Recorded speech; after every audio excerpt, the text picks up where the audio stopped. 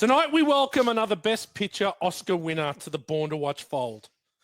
2007's No Country for Old Men beat out a stacked field for the top gong. Do we know what other movies, gents? Best Picture for 2008 Oscars. Do we know what they were? Transformers. Atonement, Juno, There Will Be Blood, and Michael Clayton. Yep. 4 pretty good movies there. Some of those won some awards too. They did. Juno's a big favourite of Morgs's. He loves he teenage pregnancy movies. Big on him. Daniel Day-Lewis got an award for Best Actor in There Will Be Blood, and Yeah, absolutely. Tilda Swinton in Michael Clayton. He's jumped the gun. He's gone too early. Settle down, chill. Chill, gal. Hold on, mate. You just started bringing out Chill. Academy Awards. Chill. You said this intro was interactive. We're allowed to jump in because everyone's so sick of you licking yourself out. Oh, don't you love it when the guy that's been on 8% of the year voices his opinion from fuck knows and who cares? This is just a briefing. You told me it's going to be a long lick out, but it's interactive. So it's not Okay, like now just next part. out. Intro part 2. Now, can we name the other Best Picture winners that Born to Watch has done? No. Oh, Silver Linings. The Nope. Exorcist. Nope, didn't win Best Picture. No. Paul Blart Mall Cop. They haven't done it yet, but Oh, that's damn it. one of them. Not Can we do sure. it? Joining Silence of the Lambs, Rocky, Braveheart, and Platoon, it's a rare group for Born to Watch. Yeah. Set in 1980, this is both a period piece and a modern Western rolled into one. Adapted from the Cormac McCarthy novel, the Coen Brothers of Clark. Fuck, I was on a roll too. The Coen Brothers have crafted a modern masterpiece that leads you down a slow and winding path that's littered with jolts of violence that keeps you on your toes. Anton Chigurh is one of cinema's great villains, and Javier Bardem is chilling in his portrayal. We have the whole crew tonight to decide once and for all whether No Country for Old Men is a worthy addition to the rank bank or just another fish out of water hitman movie. G-Man, hi again. Great to be back. Missed last week. You did. You guys knocked it out of the park. We did another Josh Brolin, Javier Bardem. You did. You did. Rolling into the next one. It'd be interesting to see at the end which one is preferred. I think I know which one it will be. Sir Dimmy Cockburn of House Cockburn. That's right. Returning. Yes. Back from June, back from Arrakis. Yep. High on the spice still. Definitely. And yeah, the Brolin Bardem double. Wow. It's good. It is. Yeah. This is the first one we've done. They've got a little bit more to do in this one Oh, yes. than they did last week. Yes, definitely. Up there on the land, he's already started eating his dinner, which means he's already checked out. Daniel, welcome. How are you? Thank you for finally doing a movie that I think is worthy of my participation in the podcast. Really appreciate it. Normally you do shit movies that you and Damo like, and you drag poor old G-Man with his little teeth along for the ride. But I'm extremely excited to be part of this one tonight. That is not a first for me, but it's in maybe the 5 times this has happened for me, and I'm very excited. What I love, Dan, is that in honor of Woody Harrelson's white Stetson, you're wearing a white beanie. Well done. Well, it got a bit cold up on the land. It's been a bit frigid down the Goldie. It's been cold as well, right? It was beautiful today. It was warm today. Oh, nice. But it has been a little chilly Cold in the in the mornings. nights, definitely. Yeah. Definitely cooler in the evenings and mornings. Wasn't Vicky Point flooded or something recently, Damo? No. Oh, but back in the cyclone. Was it that long ago? That was in I March. thought That was 3 recently. months ago. Yeah. No, that's the last time 4 I was months. on. So, Was it 4 months ago? Shit. I think So the last time Dan was on. I think that was in Texas, Morgs. Yeah. Oh, no. All right. Well, I'm sorry. I was just trying to show some interest in your shit lives. Sorry. Thank you. We are Born to Watch, the movie podcast where we don't take the movie or ourselves too seriously, Damo, unless. It's during the Snorbs report.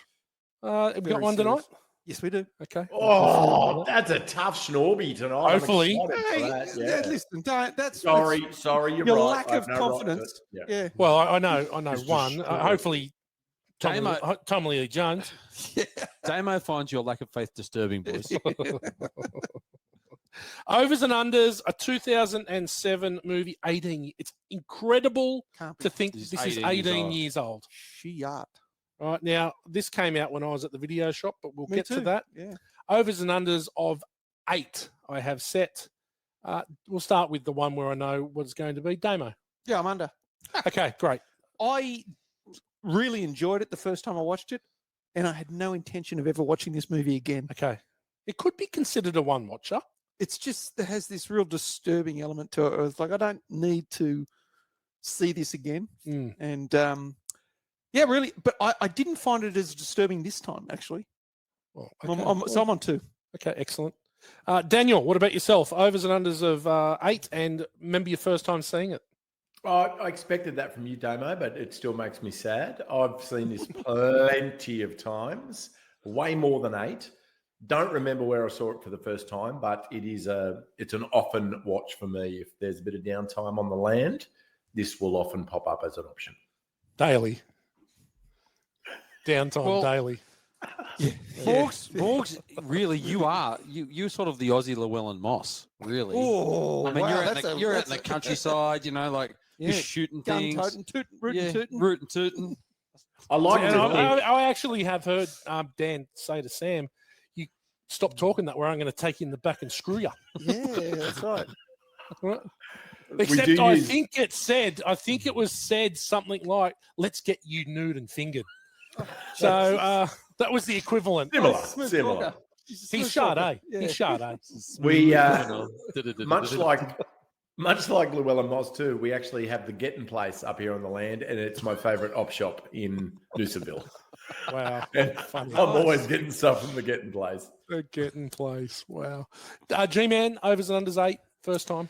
Definitely over 8. I'd be somewhere around the 15 mark, I would say. I don't remember watching it, but I do remember it came out and I'd heard a bit about it. And you guys may not be aware, I'm a bit of a late adopter. I'm not really an early adopter of things. Yeah, yep. Well, you've only just started wearing ripples. That's right. And MC Hammer Pants. I bought some new catch-it boardies the other day too. Perfect. So I remember it coming out and hearing a lot of good things about it, and then eventually getting around to it. And when I watched it, I remember thinking, what a great movie. I mean, it's slow paced at the start, but it's obviously ticks over. But then I didn't get all of the ending. You follow it. I was like, I wasn't sure about it, so I had to go back a little while later because it sort of left me hanging, which I kind of liked. I didn't mind that because I was like, it didn't give me the whole story, and I had to figure that out. Yeah. Okay. Look, I'm overs 8. I saw it. I didn't see it at the movies. It came out when I was at the video shop. Now, I had a customer that absolutely became obsessed with No Country for Old Men. Now, was it Phelpsy? Was it Phelpsy? No, it wasn't Phelpsy, but you guys would know of this guy. Okay. Greg Webber of Webber Surfboards. Oh, yeah. There you go. So he used to come in all the time. I became quite friendly with him, and he would come in to talk movies all the time. He used to rent movies heaps, obviously being a board shaper, a lot of time with his hands. And he became obsessed with No Country for Old Men, and to the point where he would just keep hiring this movie because in Avalon back then, it was a bit behind the time, so the internet wasn't great, couldn't download it, all this kind of stuff. So he would just keep hiring this movie, right? And he would, every time he'd hire it, I knew the next day he would come in, I'd spend an hour with him, and he'd be dissecting something else. Was this when it was a one-night releaser? One-night release. He would hire it at least once a week. Yeah. Or he would hire it, and he would watch it 2 and 3 times in a hire, right? And then bring it back. We'd talk for an hour about it. And he did this for weeks and weeks and weeks, right? He was obsessed with this movie. Wow. And he started to tell me things that I couldn't even imagine were remotely in the Coens' minds when this movie was being made. Yeah. So this took up, I reckon, probably 6 to 7 weeks of the first couple months of watching it. And then every few months, he'd pop back in and he'd go, I hired, you weren't here, but I hired No Country for Old Men again. And then he'd go on some other tangent. So layers and layers. And I'm telling you, what Gao said is exactly right, that this is a movie that you need to watch more than once because there is so much going on that you are not doing it justice. And I think that it's actually, I enjoyed this watch the most I've ever watched. Okay. And I've seen this, like Gao, probably between 12 and 15 times, I would think. Yeah. What about Phelpsy? Did he like it? Look, Phelpsy definitely would have watched it. It was more Phelpsy's Mrs. Donna and his 2 daughters that would come in. I didn't see a lot of Phelpsy. Very busy, probably directing Home and Away at that stage. What's your favorite character of Phelpsy's, you reckon, over the years? I'd say John from Sons and Daughters. No, that was Peter. Hang on, that was Peter O'Brien, wasn't it? No. It was Ali Fowler and You sure it wasn't Peter? Okay. Yeah. Was that Ally Ali Fowler Fowler was a from the good sort. Shantuzis? Yeah. Yeah. They were twins. They started going out with each other until they realised they were brother and sister. Oh, Brother and look at sister, that. sons and daughters, yeah. Sons and daughters. Love and laughter, tears and sadness and And happiness. incest. I really enjoyed Phelpsy in Baywatch. Yes, me too. Me too. Yeah. Sluggos. And when we went back and watched the original Baywatch with Isabel, I actually started to quite enjoy Baywatch. It is one of the 5 worst ever TV series ever It's one made. of the greatest movies, TV shows ever. It's one of the 5 worst TV series ever made. Oh. When in the first season, when the lead lifeguard, the girl, gets attacked by the shark, and survives the shark attack, and gets better, but then dies of shock 3 days later in the hospital after being completely fine, is one of the worst things you've ever seen What on about television. Tentacles Part 1 and Part 2? It was over 2. Testicles? Tentacles Part 1. They got hidden in the cave and there was an octopus in there. Kelly Slater was in that one. And then there was Hotel Del Coronado, where Summer got possessed by a ghost. Oh, mate, that it was an amazing episode. It was going back and watching it is one of Nicole Eggets, was that Summer? yeah, that was that was Summer. that was Summer. Good sort. She's about 4 foot tall, but good sort. Yeah, she hasn't aged well. I got to say, Oh, I don't okay. think Could do a Snorbs report on her. you could Donna definitely. Derrico has, though. Have you Donna seen- Derrico, Yes, yes. Donna Yeah. Derrico. She was Playboy. She's almost was 60, Playboy. and They were all- she looks great. Yeah, she's very very pretty. Yeah. But yeah, well, you can do a Snorbs report on anyone that's But been on. if we did a Baywatch episode, the Snorbs report would go for about 5 years. Well, you'd just Yeah. do Baywatch Snorbs report. That would be the episode. Who was going back? Who was your favourite Sons and Daughters character? Character. Yeah, Oh, was it Pat the Rat? Oh, yes. Pat the Rat. What was your name? Hang on a minute. Rowena Wallace. Rowena Wallace. Gow, yeah. have you opened up? No. Are you cheating again? No, look, I'm not. I'm not Okay. cheating. Just go back. Just My- Rowena my Wallace. favourite- Arrow back. Yeah, My Pat the favourite Rat. was Brian Blaine playing Gordon Hamilton. Oh, yeah, Which he was was a husband. good. Yeah, good. Hamilton. Yeah. Yes. No. Okay, moving on. Gordon. G-Man, why don't you tell us a bit about No Country for Old Men? All right, I'm going to just roll into this because I know Morg is ready to go. This is It's his favourite part. yeah. Loves it, and I'm excited because I've got so many taglines. As he dives into his Pokeball to Yeah. ignore you. Now, the official tagline on the DVD cover is "There are no clean getaways," but I've got a few others for you. Yeah, that's not that Yeah, flash. it's not too bad, but it is true. No clean getaways. But you can't stop what's coming. Well, yeah. I've said that to Megan Apes. Well, you can't. Yeah. Oh, God. Don't Nothing- stop moving, get into the rhythm. All right. Nothing you fear can prepare you for him. That's true. Yep. You've never been anywhere like No Country. For old men. In the open country, you can find anything, but every fortune leaves a trail. Okay. Yeah. Okay.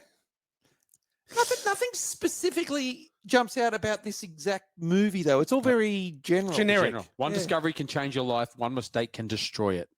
Oh, that's not bad. That's a good one. That's not bad. It doesn't say, man, beware of man with shit hair and cowbolt. That's true. Yes. If man with shit head puts cowbolt to your forehead, Duck. move. Duck. All right. In rural Texas, welder and hunter Llewellyn Moss discovers the remains of several drug runners who have all killed each other in an exchange gone violently wrong. Rather than report the discovery to police, Moss decides to simply take $2 million present for himself. This puts the psychopathic killer, Anton Chigurh, on his trail as he dispassionately murders nearly every rival, bystander, and even employer in his pursuit of his quarry and money. As Moss desperately attempts to keep one step ahead, the blood from this hunt begins to flow behind him, with relentlessly growing intensity as Chigurh closes in. Meanwhile, the laconic sheriff Ed Tambell blithely oversees the investigation, even as he struggles to face the sheer enormity of crimes he's attempting to thwart. Ooh, Thwart's underutilized. Yeah. it is. Dichotomy. Dichotomy's awesome. He brings some gravitas too. Mate, I'll tell you what, there's a bit of dichotomy in this movie, Damo, which we'll get to. Okay. Good versus evil. There is Justice versus morality. there is a lot of Oh, dichotomy, wow. isn't there? God. Okay, let's watch. Didn't Diggs used to call chicks at the Ivanhoe thwarts? Thwarts. That's only after he'd had 20 beers and he was lisping. Let's watch the trailer. Let me ask you something. What's the most you ever lost in a coin toss? It's a good trailer. It's an excellent trailer. It's a great trailer. Yeah. That is wanting you to go to the movies to watch. But it, you don't know for what the sure. hell's going on, do you? No. And that's the You best go, part of what it. the Yeah. heck is this? It's the best part. It sort of goes from the start of the movie to the end of the movie to the middle of the movie to the start of the movie. Yeah. Yeah, so it just keeps you guessing. Quality trailer. Probably one of the best trailers we've ever had. Oh, well, okay. Yeah. Hmm. It is. It makes you want to go and see it. It does. Thank you. I'm glad you approve. Mm. Critical thinking. IMDb rates No Country for Old Men 8.2 out of 10, and it is number 147 in the top 2. Okay. Pretty high. Can I say something? Please. Oh, God. I sent you something through. No, this is good. I sent you something through the week, or it might have been last week, which was the 100 greatest 21st century flicks. And we Yes. had a Dog little, shit. Dog shit. we had a little Yeah. bit back and Yeah. forth. I don't mind the list. I take umbrance with a few of the positionings on the list. I don't believe that The Dark Knight at number 28 is a better film than number 30's Masterpiece by Sofia Coppola. Yeah. But no, Was what Wake in didn't- Fright? Was Wake in Fright on the list? It was of the 21st century. 21st That was century, the Jim. Yeah, that was Oh, of the sorry. 20th century, Jim. There was some other shit on that list. No Country for Old Men. Well, this is by the New York Times. So No Country for Old Men very high on the list at number 6. Mm.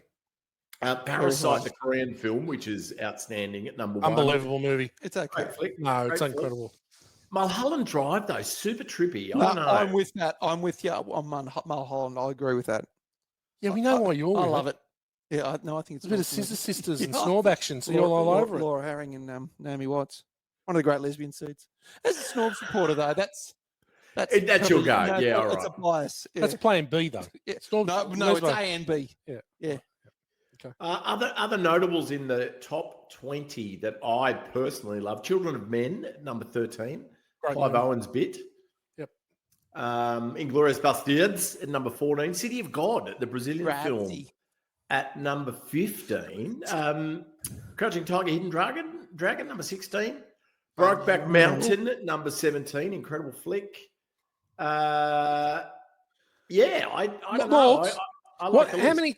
What part of the program is this? Yeah, I is don't Morgs know. running This here? is film school. No, this is cool. I'm happy with this. It's Oh, it's yeah. relevant. It's relevant. I'll allow it. I'll allow it. So we're at number Um, 6. So this movie is number 6 in the greatest movies of the 21st century, thanks to the New York Times. Yeah. Bigger question to come out of this discussion, Morgs. How many times have you seen Brokeback Mountain? Heaps. That is one of my favorite films. Heaps. You'd be using it. Definitely. I yes. love it. I don't use it. I think it is. So Annie Proulx is one of my favorite American authors, as is Cormac McCarthy, who is responsible for the source material of this as well. And if you ever read, it's part of her short stories compilation. It's like Wyoming Stories or something. I can't remember what the compilation book's called, but Brokeback Mountain is it's just a short story. And if you read the story and then see the incredible, it essentially has brought the short story to life, which, as we know, is super difficult. But yeah, Brokeback Mountain, despite some of the source material being confronting, and I just watch it harder during those bits. But no, definitely a favourite film of mine. That's Do you say you're harder He watches during it those harder. He bits? watches it I harder. watch it harder. That's You a can- Freudian slip. You can take that as you want, exactly. So Well, that's what Yes, that's what but- Jake Gyllenhaal said. We're borders. A couple of interesting ones in there, though. Top 40, 39, Lady Bird, Oh, okay. which I Yep. also enjoyed. Another Coen Brothers film, A Serious Man, which is up there as one of their favourites. But yeah, no, I enjoyed the list. I think it was great, and it just showed me how many amazing films we have been served up already in the 21st century. Perfect. Nice. Certified fresh, 93%. Wait, I have one more story. One more story. I promise this is the last story. Oh, Well, it's not. It's not the last story, but it's the last one for a while. A listener reached out to me on the back of via the MySpace page, via the back of I can't remember what film. Maybe it was Starship Troopers. We were talking about the dude who wrote Game of Thrones, and we were saying that he looks George like R.R. he eats twisties and masturbates. Oh, yes. in between writing. Well, this listener who is he will remain nameless, but he may be the principal of Aware Plumbing. He said that among tradies, there's actually a phenomena known as the toasty, which is of a similar ilk. But essentially, if you're a tradie and you're out driving mid-morning and you happen to find yourself driving past your own place of residence, it is quite revered to actually go to your house, put on a toasty for your lunch because you're near your house, have a quick wank, and then retrieve your toasty from the bevel and go on your merry way. And it's called a toasty. That's that's like the perfect lunch break. It is, but I'm concerned. That's a high risk maneuver, the toasty, if you are putting the toasty on first, going and having a wank, Is and that coming the back. timer? He did address That's that.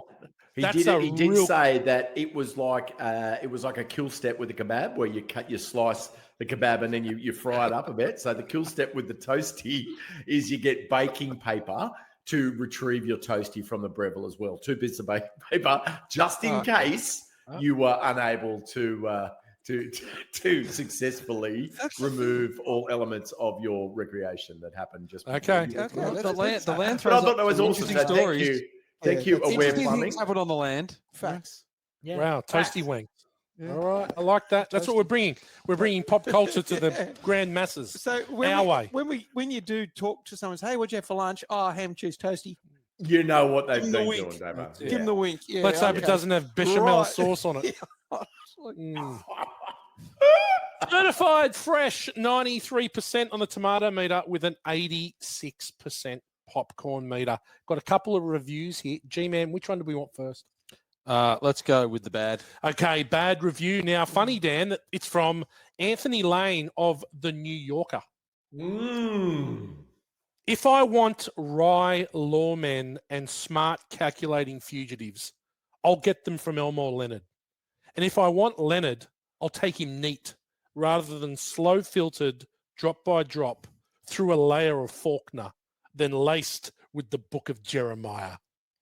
What is this? an absolute fuckwit.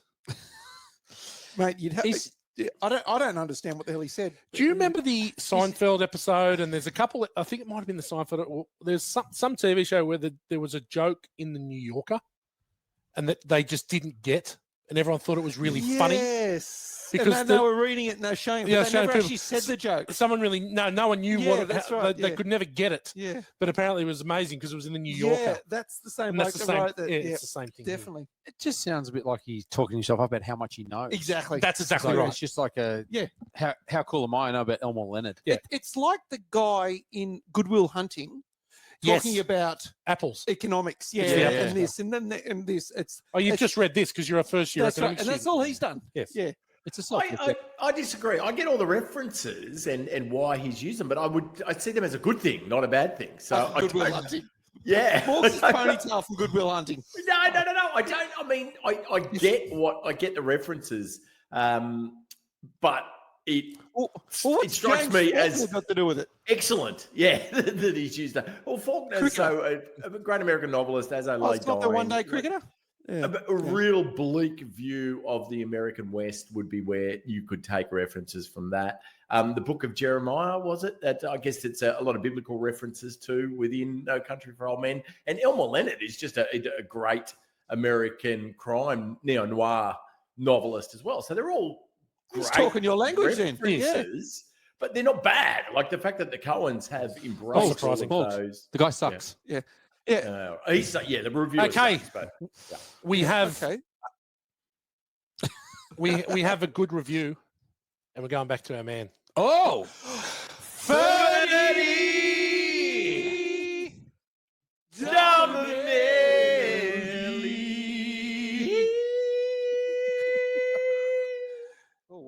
James Bardem Oh, of welcome Real back, Jimmy. Views. Yeah. It's been a while. Mm. The Coens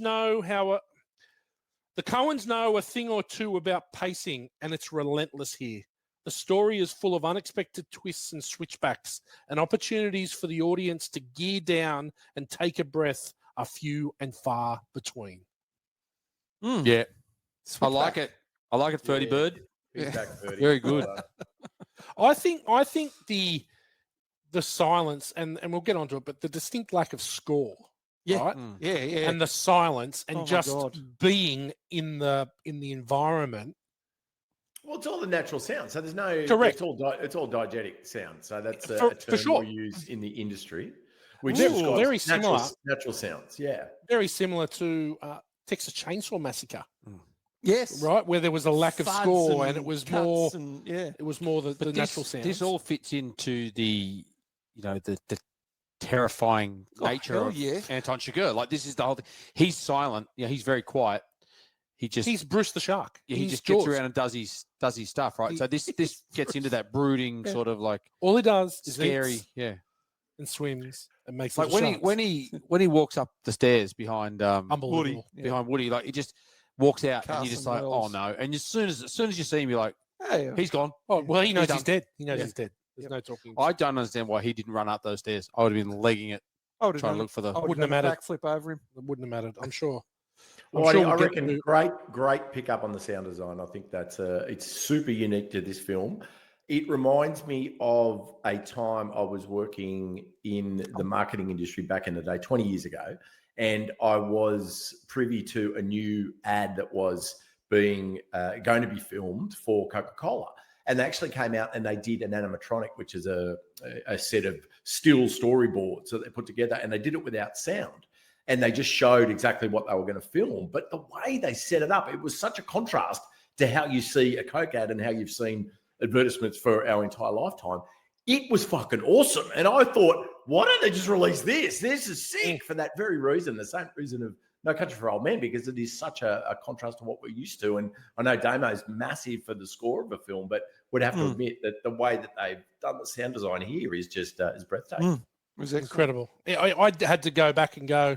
Did I hear any Is music? there music in it? There's 16 minutes, Oh, and, okay. and that includes the credits before and after. Right, yeah. But there's fuck all. There's nothing. G-Man, Ordinary People. Take it away. Right now, I'm not going to go too far in the cast. There's not a huge cast There's here, only but 5 of them. I think I I'm know going you with it. guys did June last week that had the 2 stars in Javier it, and but I know you Brolin. didn't talk too much about it because I think I want to talk a little bit of Javier Bardem because I think he's going to figure highly in our discussions later on in this. But look, just like you, Morgs, comes from a long line of actors. Oh, does he? Long family history. in the blood? Yeah, It's in from the Spanish blood? actors. His mum, Pilar, was an actress. His maternal grandparents were both actors. And his uncle was a screenwriter, Juan Antonio Bardem. So Oh. he spent his teenage years, he acted in several Spanish TV series. He actually played rugby for the Spanish national team. Did he? Really? Yeah. That's how he must have been. I reckon he looks like a number 8. Yeah, he looks like that. He's a big guy. Yeah, Could be a big blindside number 8. yeah. Yeah, so that gives you a little kudos. And he toured the country with a theatrical group, but his first big role was Quite a movie morphed. called Hum On Hum On. Ooh. It's about the ham, isn't it? Ham. That's what it Mm. translates to. Do you speak Spanish? Shamon. Not Michael Jackson. Shimon. But look, he was that really put him on the map over there, and he was sort of threatened to be typecast as the brawny sex symbol. His actual future wife, Penelope Cruz, Cruz. worked on that. They didn't get together till they filmed Vicky Cristina in Barcelona in 2008, but she was in that film with him. So he refused to take subsequent roles as a beefcake because he didn't want to be pigeonholed there, which is understandable. But then he's gone on to win a lot of acclaim for being unrecognizable in a lot of films. Like, you can't really relate him back to the same characters. But his performance as Cuban writer Reynaldo Arenas in a movie called Before Night Falls with Johnny Depp, that was in 2000. That was regarded as his breakthrough role. He received 5 Best Actor awards and a Best Actor nom for his portrayal.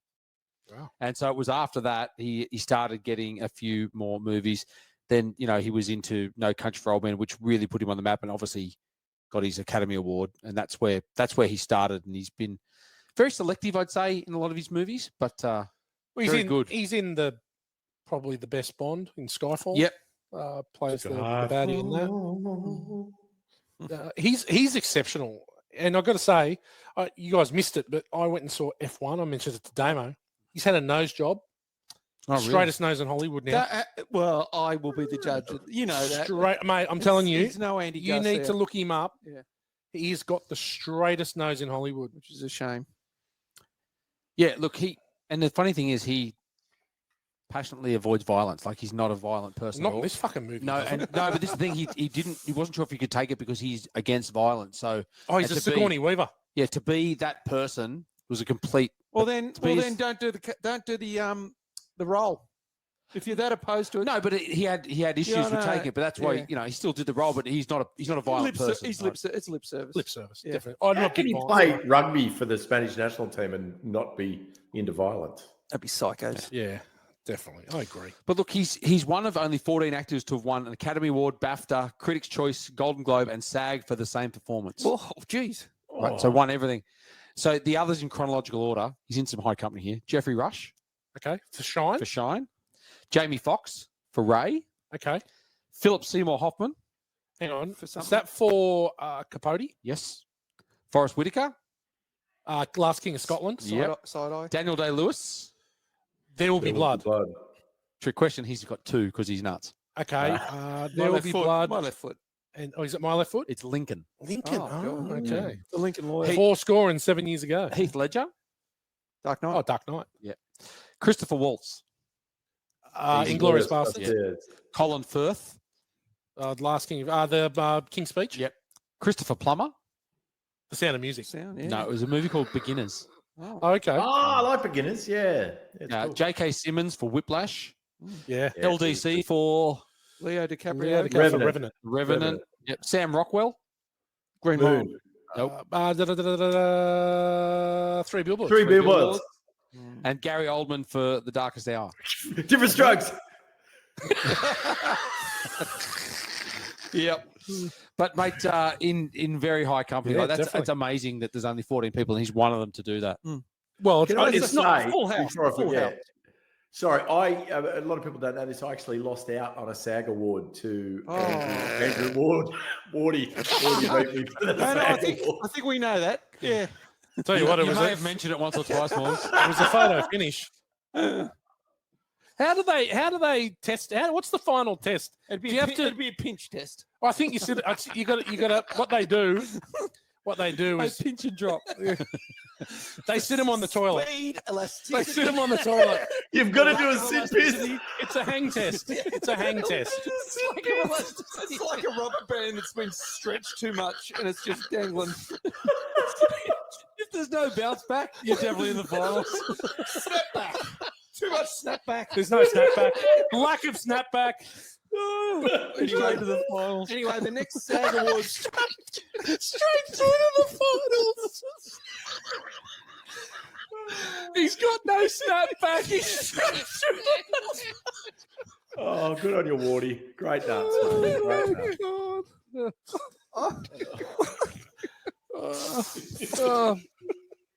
I'd like to see that filmed. Oh I'd my like to see God. that on ESPN. You could just, and you got in the background it's It's a pinch and drop. Pinch, drop, snapback there. There we go. Did it. and tonight on Wild World of Sports we've got the SAG Awards. How can I improve? You've got to cut down your snapback, mate. That's the only way you'll improve. How do you train for that? Something you can eat for elasticity. Vitamin E cream, vitamin C cream. I don't know. Anyway, look, sliding doors for our friend. He was originally cast in Wall Street, Money Never Sleeps in 2010, but he had to drop out of the project, and he was replaced by Oh God, I don't know. none other than Josh Brolin. Oh really? Oh. Yeah, interesting. Not a Money Never Sleeps. Not a big Money Never Sleeps guy. Nah, It's such a I didn't enjoy letdown it. from the first movie. Yeah. All right, moving on. Josh Brolin.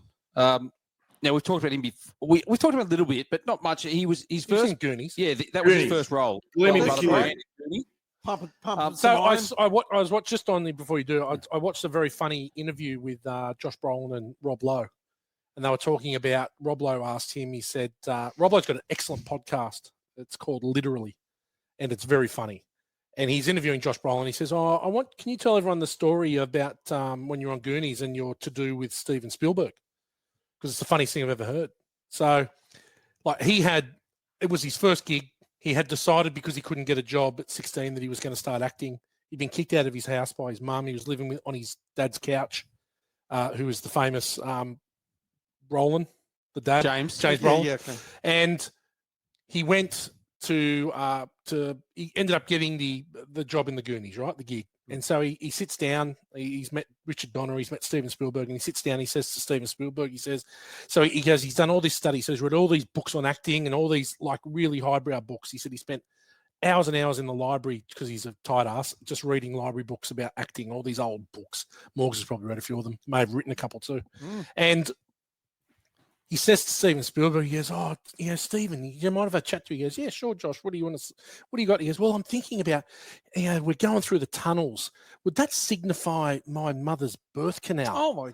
And I'm trying to fight my way through and trying to get trying to get out and it's like a rebirth for my character. And he goes, and I thought I was killing it. Stephen was listening to me and nodding. And then at the end of it, he just looked at me and said, "Hey, Josh, why don't you just act? Why don't you just act, mate? Don't worry about your motivation. Just act." That is and he goes, "Okay, yeah, I think I'll just do that." Did you mention before that he was on Joe Rogan's podcast? Is that what you said? No, he's on. This is Rob Lowe's. Oh, Rob Lowe's. Yeah. Josh Brolin did I listened to it only a couple of months ago. He was on Joe Rogan. Fantastic podcast if you want to listen, because he's so down to earth as a guy. He's just so easygoing. He seems like a good fella. And you wouldn't, he's a good guy. Yeah. He just comes across like that, and he just chats and he talks about the industry, but he, not like he's a star. It's a really, really good interview. Married Diane Lane, who was he was married to Diane Lane. Yeah, absolute spunk. Oh, when she's young, she is unbelievable. Mate, in The Outsiders, she is stunning. And that's Streets of Fire. Yeah, Michael. But Paré, I reckon all the way up until unbelievably 2010. Yeah. Even she did the Tuscany.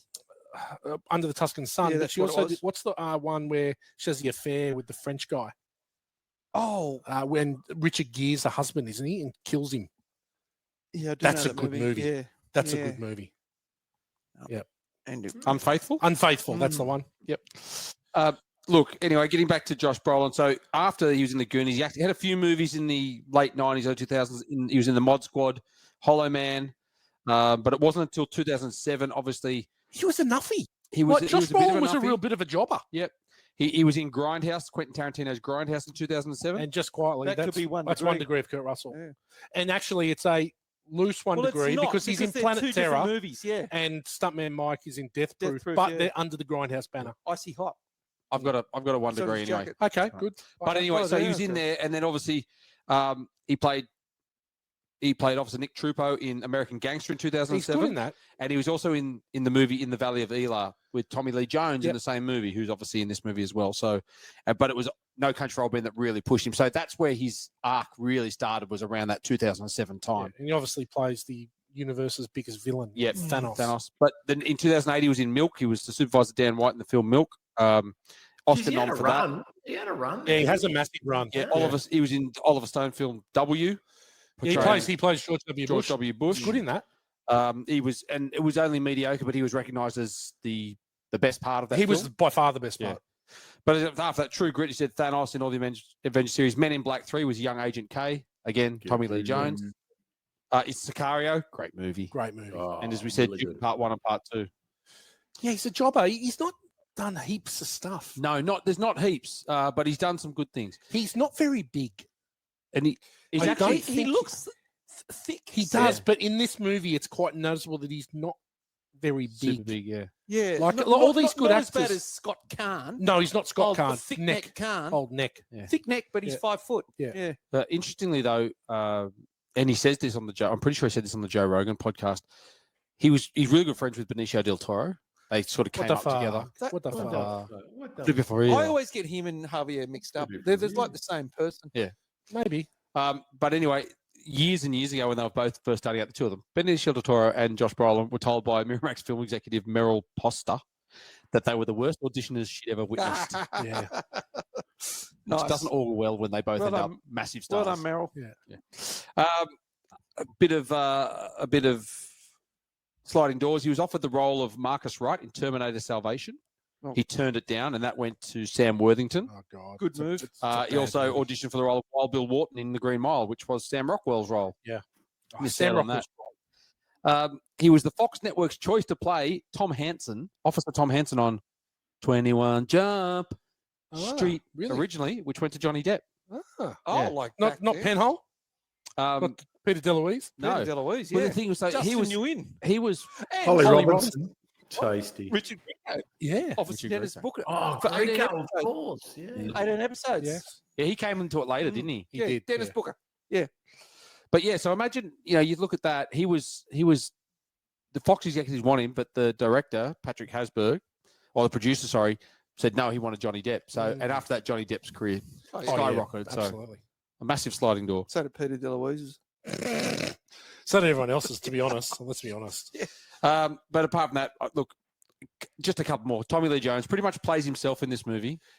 No, I've got to say, I think He this does is play himself. this is one of the best performances of his career. Yeah. No, it was well noted. I just think this is Nothing will come Okay. close to The Fugitive. No. Because he's not playing himself in The Fugitive. Right? But I I want a think close dog in search of every hen house, whore house, fuck house, dick house, mud house. Dick house. He has been old my whole life. yeah. Yeah, he's old. And- Well, and- mate, because he was He was He- older than the coal miner's daughter. because he'd Well, done he a was- heap of stuff, but he only really became The Fugitive exploded that's- him, yeah. and that was 94. What was Yeah, this so cigar we were- movie he was in when he was a Under bad Siege. dude in- Under Siege, yeah, he was good in that. Stacey Ryback. I just No, watched that the other day. It's a good Yeah, movie. For Yeah, Eric the Early. bandana. He's the bandana The wearer. cake scene. Yeah, but he's been old. That's why No Country for Old Men, perfect for him. Yeah, he's so good in this Him movie. and Sam Elliott has to be like the two oldest human beings. Sam Elliott's moustache is older than us. Sam Elliott, like we talked about in Dirty Dancing, he was like 42 or something. Yeah, He looked old. 1,000 already. He's old. But I just think he plays himself. Have you heard stories about Tommy Lee Jones? He's apparently in real life, he's quite gruff on Yes. set and all of that. Was And there's he? that story that Jim Carrey tells. He's a grumpy bastard. Oh, yeah, Wait. on Batman Forever. Yeah, and Jim Carrey went up to him, Oh, saw him in a Harley restaurant, went up Two-Face. to him and sort of said, hey, because we work on the same movie. Yeah. And he just looked at him and goes, I can't sanction your buffoonery. Literally what he said to him. Okay. So I think he Sounds just like a plays himself. Or cockhead. maybe he was, that was him. He's just very blunt and that's He's his way old of school. being friendly. He's old school. I don't think he'd be a good Ang. No, No. maybe not. You wouldn't want to get you out of everyone in the movie. He's the one you don't want to ever be with, I reckon. But just quickly, obviously, Woody Harrelson's this. We've talked about him recently. We have to go there. Kelly MacDonald, who plays Carla Jean Moss. Yep. First movie she was in? Trainspotting. Trainspotting. Yeah, Trainspotting. she was the girl that Red Boy She's- is with. That Ewan McGregor pounds. Yeah. Sick boy. Schoolgirl. Schoolgirl, yeah. Sick boy. Sick boy. Sick Boy, sorry. Gosford Park, Anna Karenina. She's in Boardwalk Empire You know what else she's in, G-Man? Line of Duty. and also Department Q. Ah, she's too. Yeah. That's Yeah. right. Yeah. So, yeah, anyway, Stephen Root is in this one as well. He plays the guy in The Office. He's from Dodgeball. Oh, yes. No, he's Gordon from Dodgeball. yeah, Boyle's dad. Charles Yep. Boyle. He's Fuchs from the TV show Barry. Yep. And he's also he's done tons of cartoon voiceover work. Like he was on 250 odd episodes of King of the Hill. He Yeah. does heaps of voiceover work. We glossed over Woody Harrelson, but he is so good in this. Mm. And he's in the movie for 6 minutes. Is that all it is? And he is so He was in that preview in the trailer mate, quite a bit. he is because he's one of the you're gonna if Woody Harrelson's in your movie, He's Zendaya. you're gonna promote him. He's Zendaya, yeah. But he's a scene setter in this. Like he sets Chigurh up He for being the does. bad guy Yeah. in the first scene. And in the second Well, scene, he's so purely scared of him. Well, he's purely exposition. Yeah, he's- that's what I mean. But he is so good. The back and forth between him and Llewellyn in the hospital, Yeah. Yeah. right? And he goes, "Oh, you what? I told you what a fucking world." You know, he Yeah. goes, "Do you do this? Do you do this?" A Mig, Tig, sounds like Morgs. Sounds like Morgs. So can you do this? I told you I can do that. Right? I can weld anything. But he's just so good. And then obviously the death scene. Take you to the ATM. Got 14 grand in it. Mate, 14 he is grand, huh? he is really panicking. He's sweating. He is really panicking. Anyway, that's it.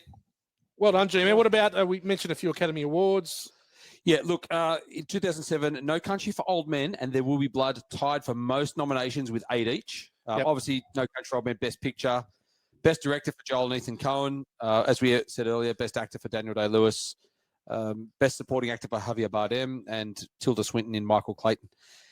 The gross of this movie was 74.2 million domestically, internationally 89 for a worldwide 164 million on a budget of I was 25. going to say budget wouldn't have been big. Now, opening weekend only did 1.2 million, so it only opened in 28 opening theaters and then went into 2,000. I don't know why they did that soft launch. Didn't get a chance to look at it, but ended up being in there for 9.3 weeks, but certainly made its money back. So do you know that through the awards season that this thing had 165 wins and another further 139 nominations that didn't win? Yeah. So it was nominated nearly 300 times for awards. Yeah. Jeez. So Saturn Award. Yeah. Definitely. This is surprising, and obviously this movie is one of those ones that came out and then everybody realised how good it was and moved on. But 164 million put it in at number 33. It was one below Superbad at number 32. Yeah. But above that was Meet the Robinsons. It's a animated film. And above that was Evan Almighty. Below it, in 34th spot, was Norbit. Wow. It was one above Norbit. And Norbit did 158 million. So it just shows you this movie obviously was one of those ones that gained a cult For sure. following after because it is Well, it so won an good. Academy Award. I It think, helps. but I think Coen movies in general, that's their Well, yeah, I trajectory. don't think it was above the Yeah. line so much though beforehand. And we'll talk about that in question time a bit about the Coen brothers, but incredible directors and some great films. Well done, G. 2007 hit sleeper dud. Did you send out what we were supposed to do? Yeah. Oh, did you? Yeah. What was the model I do? You are hit. sleeper. Sleeper. Sweet. Yeah, so we'll start again. 2007 hit sleeper dud and swinger. Alexander's dumbass. Damo's got the hit. Yep, I had a good look through the list, and It was a good year, 2007. I've got to say. I don't think it was. I found it very difficult. I found a lot of movies that I thought were good, but nothing that was unreal. The best movie for this year was Go. Balls of Fury. Oh. It is so freaking. Dodgeball. It's Blades of Glory's in this year. I as know, well. I know. Balls of Fury gets a 5 or something out of 10 on IMDb, but this has got Christopher Walken, James Yes. Hong, Oh my God. Terry Crews, Dan Fogel. It is hilarious. I love this movie. I Yeah, can't Balls wait- of Fury is pretty tits funny. off. Dan It's Fogel unbelie- annoys me though. Randy Daytona. Ah. This is a ping pong championship tournament, and if you lose, you get killed. It's kind of like Squid Games, ping pong. But it's and Christopher Walken plays the Asian guy, Feng, the evil, leader. So yeah, Balls of Fury is my hit. Mate, I think this is a good year, but not in the top sort of 15 movies. I reckon.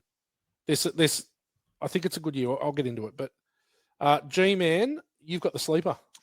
Yeah, I got a sleeper, which is one we've already covered. Number 56 for the year, The Shooter.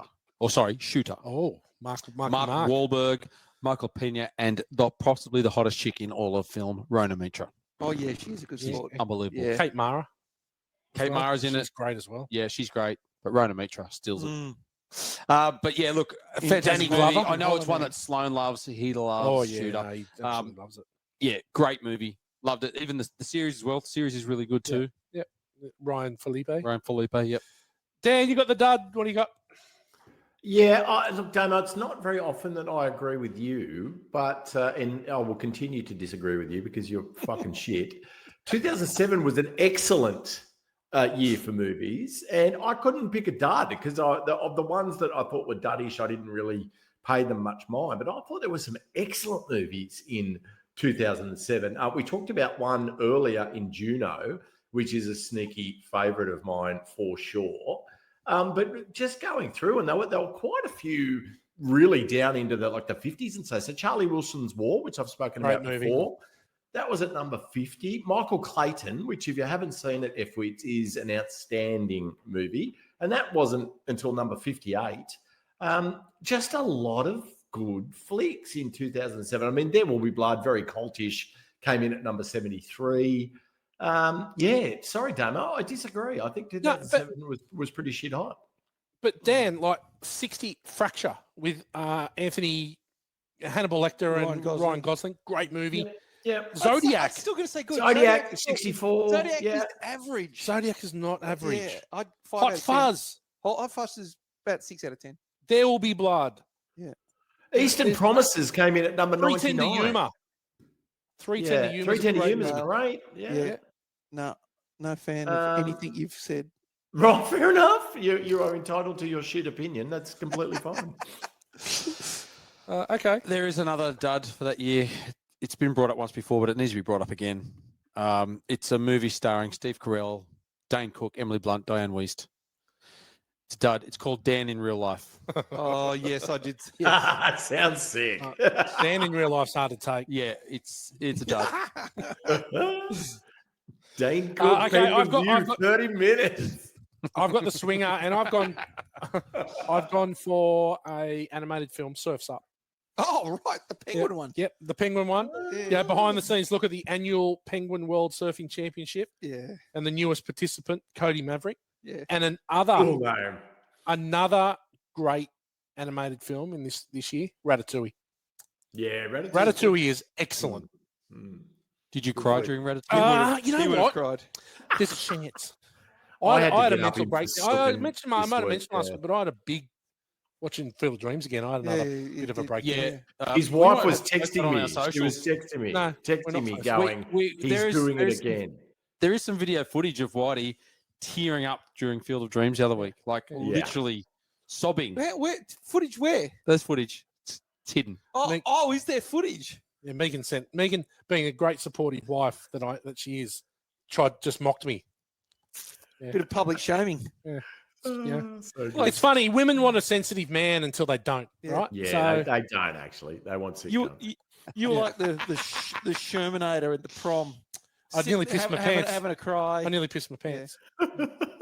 Nearly pissed my pants. But Okay. apart from that, you are a pretty sensitive guy, though. Look at the camera.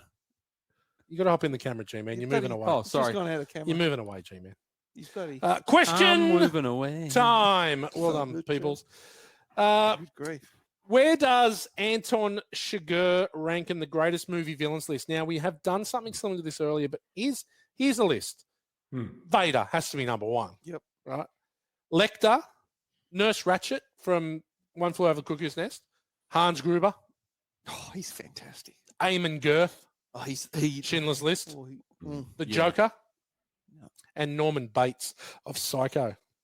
Fuck. They're all What good. else you They're all got? I excellent. might put Anton at number 2 there. Yeah. Maybe just above. I in front you know of what? Girth. I think it goes Vader, Sugar. Chigurh, Bob Sugar. Then probably Bob Sugar. Bob Sugar. then and you know what? There I is another think piece. I'm going to be controversial here. I'm going to put Girth in front of Lecter because Oh, of yeah. screen Girth time. is number 3 for me. Because of screen time, He is so bad in that. he's Such a- horrific. Yeah. But yeah, I- Sugar is awesome. I'd add in Hans Landa, Inglourious Basterds. Yeah, it's a good ad. Hans Landa, good Yeah, one. but he had an arc. Kind Yeah, of. but he's still not really. No, He- no, He was horrible. so art, bad. yeah. He was bad to all the people. Then he wanted to get out of that Yeah. because he knew they were going I know, down. but that's yeah, bad. he sort of had this self-realized. I suppose Darth Vader had the biggest arc, didn't he? Yeah, so that's erase that. Yep. Alex Forrest, Oh yeah, Yeah, that's a good one. Bunny Yeah. Boiler. Bunny Boiler. But other than that, I think you nailed it. Yeah, that's. Yeah. I agree with all your suggestions. Very good. Question 2. Oh, what about the guy in North Shore? He's pretty bad. Holly. Yeah, he's bad. Which one? Yeah, just any of them. Yeah. He treats Rick Kane really, really poorly. Please stop. He steals his He wallet. does. Can we steals his stop with the belt. North Shore stuff on this podcast? He steals his wallet. He steals his gear. He doesn't says to help him out. Vince, he's going to pound. Like we should all pound him. And Vince is like, "You took his stuff. You got You pounded." pound him. Yeah. Stop it. No question. I reckon he'd be number 2. Okay, whack him in Yeah, there, that's a Gal. fair call. Put him in. I want to change my vote. I agree with Gail. Well, yeah, we'll tell you what we'll do. We'll make a plaque for the alternates. Yeah. The ladies' room. It's in the ladies' room. Okay. Okay. Number 2, question 2. Okay, I think it's fairly safe to say this is a top 3 Coen Brothers film. Oh, top 1. So this is my top 3. Yep. Fargo and The Big Lebowski, Oh yeah. and No Country for Old Men. It's night and day. for me. All three. I of think they're the three best Coen Yep. Brothers films, right? Yep. Where does I would, do you know what I would add? And I've been watching it a lot lately. Is Hail Caesar? Oh, Daniel, come on. It's Josh Brolin again. One of their favourites. George Clooney, Channing Tatum. A whole host of Hollywood faces that you move. I really enjoyed it. I think it's Tilda Swinton. I think it's funny as balls. I've watched it several times on planes lately. Yep. Is it better than any of the three I've mentioned? Fargo and No Country for Old Men, absolutely. And the bit, no. It's just one I've been watching lately. Yep. So I think that this is their best film Yeah. For me, by a considerable for amount. me, it's a Country Mile to Fargo, and then a Country Mile. But Lebowski. I might Raising enjoy. Arizona, Barton Fink, like they've done a whole lot of Miller's amazing Crossing. movies. A Serious Man. Yeah. No, they're good, but I think those three are the standouts. Yeah, they are. Yeah, I can't disagree. Okay. So why doesn't the cop who arrests Chigurh at the start have him in a holding cell? Why is he sitting him on the bench with his back to him? Yeah, I looked at too. Could be that's where it could be a 5-minute movie, but I It's think definitely the I think 5-minute movie. we're in a small country town where they don't get this kind of stuff. He's pulled him over for something. The guy's complied. He doesn't say anything. He doesn't say. He just sits him on the chair. But he does have the cuffs on around the chair, so he thinks he's safe. Yeah, he's lulled into a false sense of security. You would think you'd be facing him at some stage. You wouldn't have your back. to You him, would but- have to face. Yes. Surely as a copper. But I think in Temple, Texas, or wherever they are, a lot you of- just don't see yeah, that kind of thing. bit of trust. It's like, oh no, he's a bad, he'll be fine. Yeah, He didn't. He complied with him. So he did. He sucked it. But that's the whole thing. then he went. He kept being this lot of sort of asking questions and just talking about it normally, and you think, oh no, he's all right. Do you know the worst?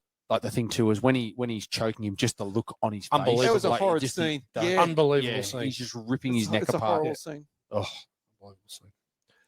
So the weapon he uses is called a captive bolt pistol, and it's Oh. used in a slaughterhouse to kill the cows or to stun the cows before they Straight out of slaughter them. Texas Chainsaw Massacre.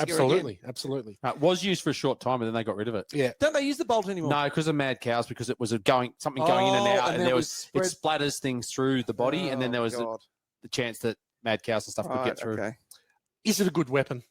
Oh yeah, It does, Short range. It does doors as well. Short it's range. silent but effective. That's the thing. It's you just don't. You can't pick. It's like, well, what's that? Yeah. What the, That first when he goes just stand still, just and stand that still. initial It's you're like like, he's getting holy breathalyzed shit. or something. Yeah. Holy shit. No, it's the weapon that is hidden in plain sight. Yeah. You don't know. Now we've already probably answered this question, but we're huge fans of movie scores here on Born to Watch. Yeah. Damo and I especially. Yeah. Thoughts on the movie with minimal score? Now we've touched on it. Dan, I'll probably go to you here. The sound design in this movie is flawless, and the fact that it can captivate you with nothing but the natural sounds is incredible.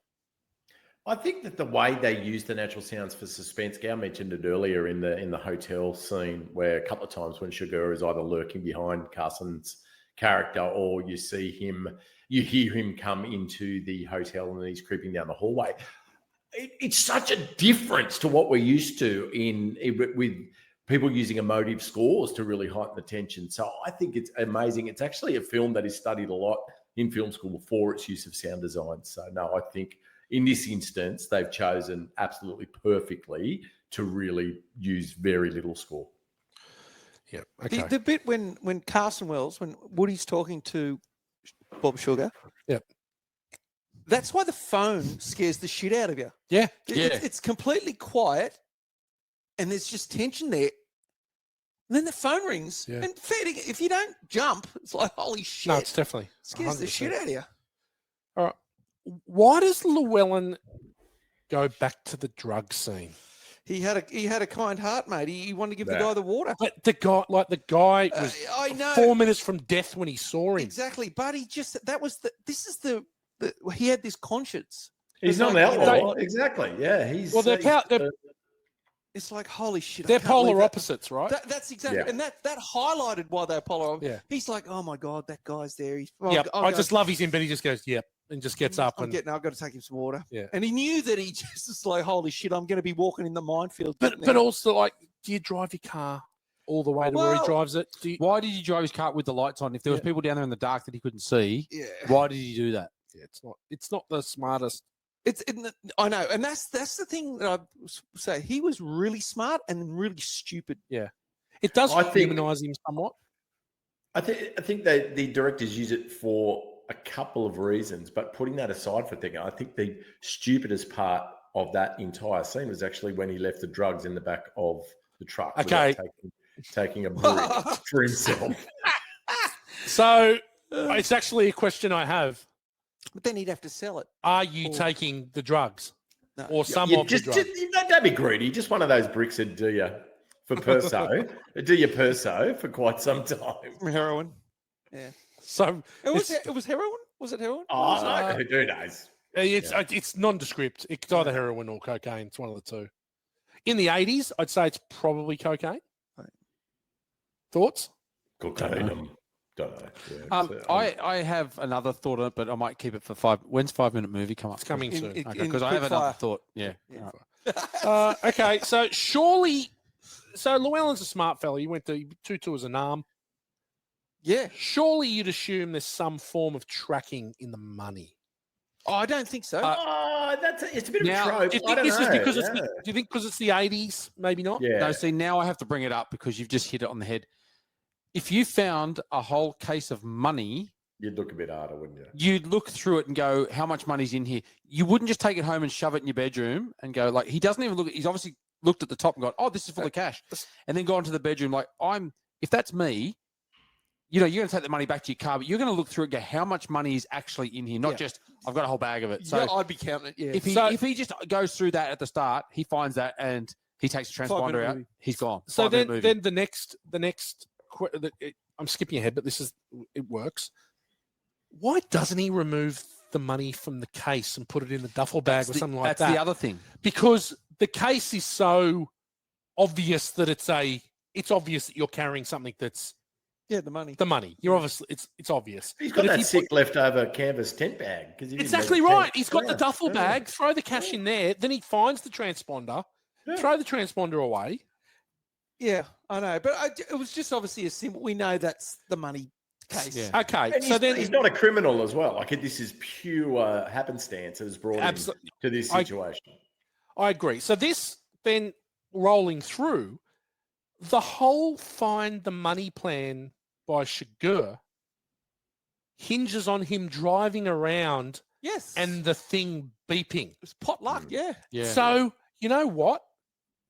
Get the fuck out of Dodge, quite literally. Well, he did, but he didn't realize that freaking transponder. No, but as soon as he found the transponder, he knew it was a bit late. Yeah. Well, then he was already in the building. Yeah, he was at the front of his door. You would have thought you'd fling it straight out the window. Yeah. Oh well, the guy was already he already knew the guy was in the building. Yeah. Look, I don't know the answer to this, but sorry, when Chigurh looked at the telephone, the list of telephone numbers, and he saw that Kelly McDonald's mum was one of the numbers in Odessa. She would go, but he was also talking about renting the car from his mate Jimmy or something, and maybe that was one of the other numbers, and that was where he headed towards, and that was what gave him the he was reason to go that way. He was headed to Odessa. He was headed to Odessa, Texas. He was headed to Odessa because he saw the number, and he's like, if he's not here now, he knows that he knows. This goes back to Chigurh's ability. Yeah, he was pretty good. He knew. He was Detective Somerset. He went to the house and he sat there with the milk and he goes, right, he's not coming. And then he realized he's not there and he's gone, someone's called Odessa. That's where he's going. And then he's just driving on the road. Yeah. And look, again, if Llewellyn just doesn't stay on the first, place that's on the freeway and actually goes, because if I've got that much money, you think I'm going to go off track a little bit here and go 5 minutes away where no one knows where this is, right? If he'd have done that, it doesn't go off. Anyway. Yeah. Okay. Last question. I want to get this. I'm going to ask each person here the same question. I'm going to start with you, Dan. Why does Chigurh survive? Well, he's the devil. Because he's the devil. I think you see all his encounters with everyone from the guy he pulls over and puts the gas shooter to his head, and he's so civil that despite it being the most bizarre scene ever, he's quite happy to take the direction to stand still and be killed because he's a good person and thinks, well, why would a law person come up and use this? Yeah. Whereas Chigurh is just, he's a psychopath. He's not driven by any of the laws of society. I think that he survives because he doesn't play by the rules. He's a bit like me. He's not. The hair's the only thing that's the same. Damo. Oh, he survives because they didn't want to have the Terminator getting killed at the end. It's just they wanted to be different. No other reason. Okay. I think it's great. I think it. What's the message the movie's saying? You can get away with it. No, but they're just No. They don't want to be the same part A, part B, part C. They want to have it different. Leave it. He walks away with a bone sticking out of his Life's arm. not fair. You know, like, Yeah. and he doesn't do, like, Llewellyn, it's fate versus free will. And that's what it is. Like, you know, the character of Anton Chigurh is deterministic. Like, you know, he flips a coin, like, I can't call it for you. Whereas they're saying, well, Llewellyn had free will. He didn't have to take the money. He could have dropped it off. He could have done anything with it, but he took it. And then in doing so, sealed his fate. Well, but also in doing so, seals his wife's fate. yeah, pretty much. Well, He had you an know, option. again, He had an option to, save his wife. I know, but in saying that, he's an ex-army guy. Like, yeah, he doesn't. He's backed not himself, going to go like, well, no, I'm just going to go and get myself knocked off. Well, He Yeah, didn't even get killed. He didn't even get killed by That's Chigurh. right. That's right. But he said, "You're my personal what? I'll make you a special project of Yeah, my mine. You won't have to special- yeah. find me at all." Yeah. I also think that it was a great way to different the movie because, you know, it could have then they end up fighting it out and Chigurh dies in the end and, you know, he's injured and he comes back and he's the hero. But they didn't. They went down the other track know. of that didn't happen and Chigurh goes on his way. So the thing I liked about it is that in real life, most things don't have a resolution, right? And you've already said Detective Somerset. Let's use Detective Somerset and Ed Tom Bell as polars, right? Because Detective Somerset was going to see this thing through. He came back. He wasn't going to retire. He was going to wait till the end because there's a resolution, right? Ed Tom Bell, he just retires. This thing's open there. He doesn't give a fuck. He's moved on. You know what I mean? Yeah. So, like in the real world, sometimes things don't have a natural resolution, This is right? beyond me. I'm out. Yeah, it's just I like, you don't- know what? I don't need to sign this. And I think he even went against all his nature, Ed Tom Bell, going back to the scene of Llewellyn's death. at the Mexican. Or That is Paso. one of the best scenes of I the can't movie. work that out. Was he hiding in that room, or did he go into a different room? Or I was still trying to work it out My gut because he feel knew is he was in there. Well, I he think was hiding in there. I think there might have been, and Morgs, I'll be interested to see what you think about that as well, because obviously you see the barrel gone, right?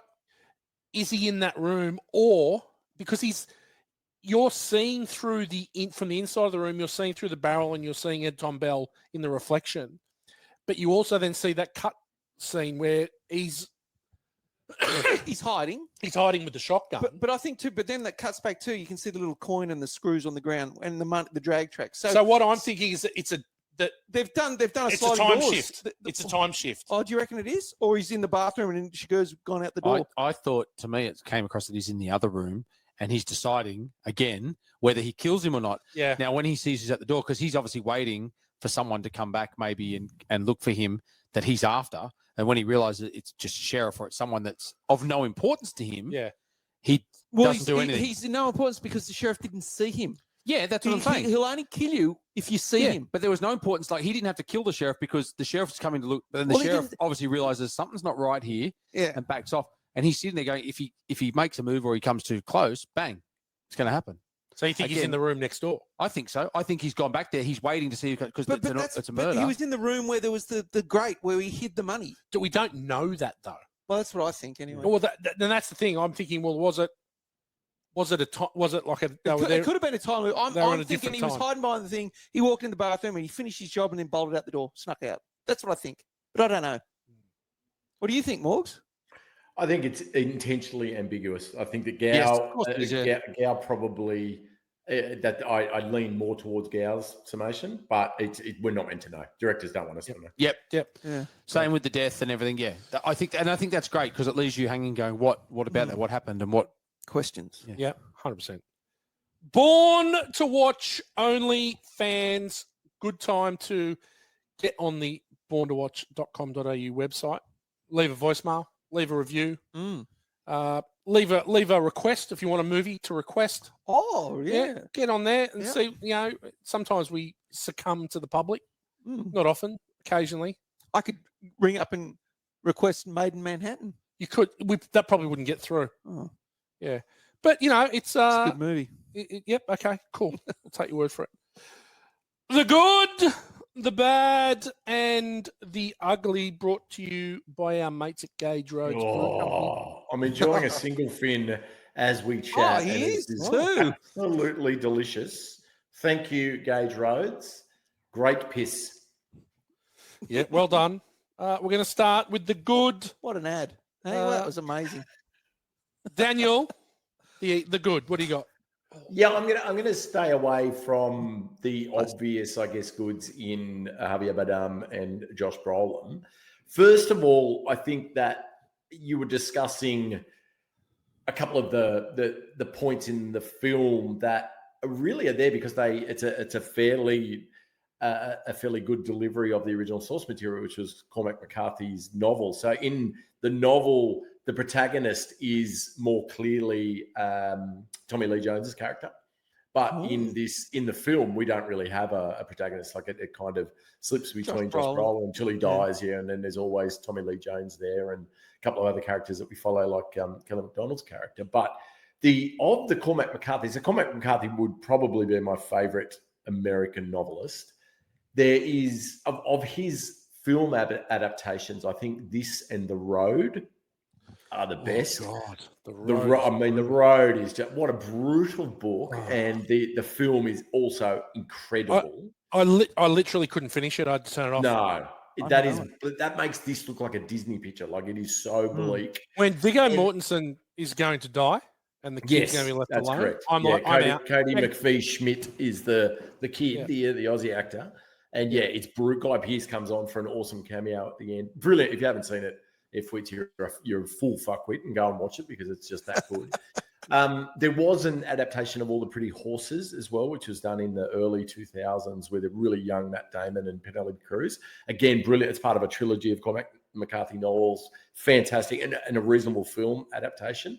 But I just wanted to say there is a book that would be my favorite of his, and it's lauded as probably his best work. It's called Blood Meridian. Yeah, there we go. Yeah. And it's been bouncing around in Hollywood for 40 years, and it is said to be unfilmable. And every year it comes out that there's going to be a cast and there's been a director attached to it. And the book there's some supernatural elements, and it's brutal. It makes all three of these look like they are like Pixar films. It's just completely horrendous, but awesome. But he will do 10 pages of describing the desert. It does get very weighty, and it's not an easy read, but fantastic. But my point being that I think that a lot of novelists' adaptation of film, Stephen King being one of them, are very miss rather than hit. Whereas I think, despite that, The Counselor was another one that he actually he was involved in. He did the screen. He wrote the screenplay as well, and that's a bit naff. But the book's pretty good. But the film was a bit crap. But I think as a hit versus miss ratio, Cormac McCarthy absolutely nails it for his film adaptations, and this and The Road especially are super awesome. Mate, Morgs, that in The Road, Garrett Dillahunt, who's in No Country for he's in there as well. That's another one of my goods. So he's jumping ahead. He was also in The Road as a very evil character that is about to eat the kid that is Viggo Mortensen's kid. They're cannibals essentially in The Road. Oh. And he has a very famous scene where they use one of the last bullets they have in their gun. Awesome. And he's also in Deadwood. He plays two characters in Deadwood. Yeah, he gets killed by Wild Bill Hickok. Oh, he kills Wild Bill Hickok. Kills Wild Bill Hickok, and then he comes back as another character as well, who's a really evil character in his own right. But they loved him so much, they brought the actor back as another character in Deadwood, and that says something that's pretty good. So, love him as well, Gow. Good call. Kelly MacDonald, So she's a Scottish actress. We saw her in Trainspotting, but she sounds like she's exactly from the American Midwest, from Oklahoma. Her accent, I mean, I think she's incredible in this, but she also was in a little-known Aussie flick, which was an adaptation of a Tim Winton novel, Dirt Music, which, again, really good book.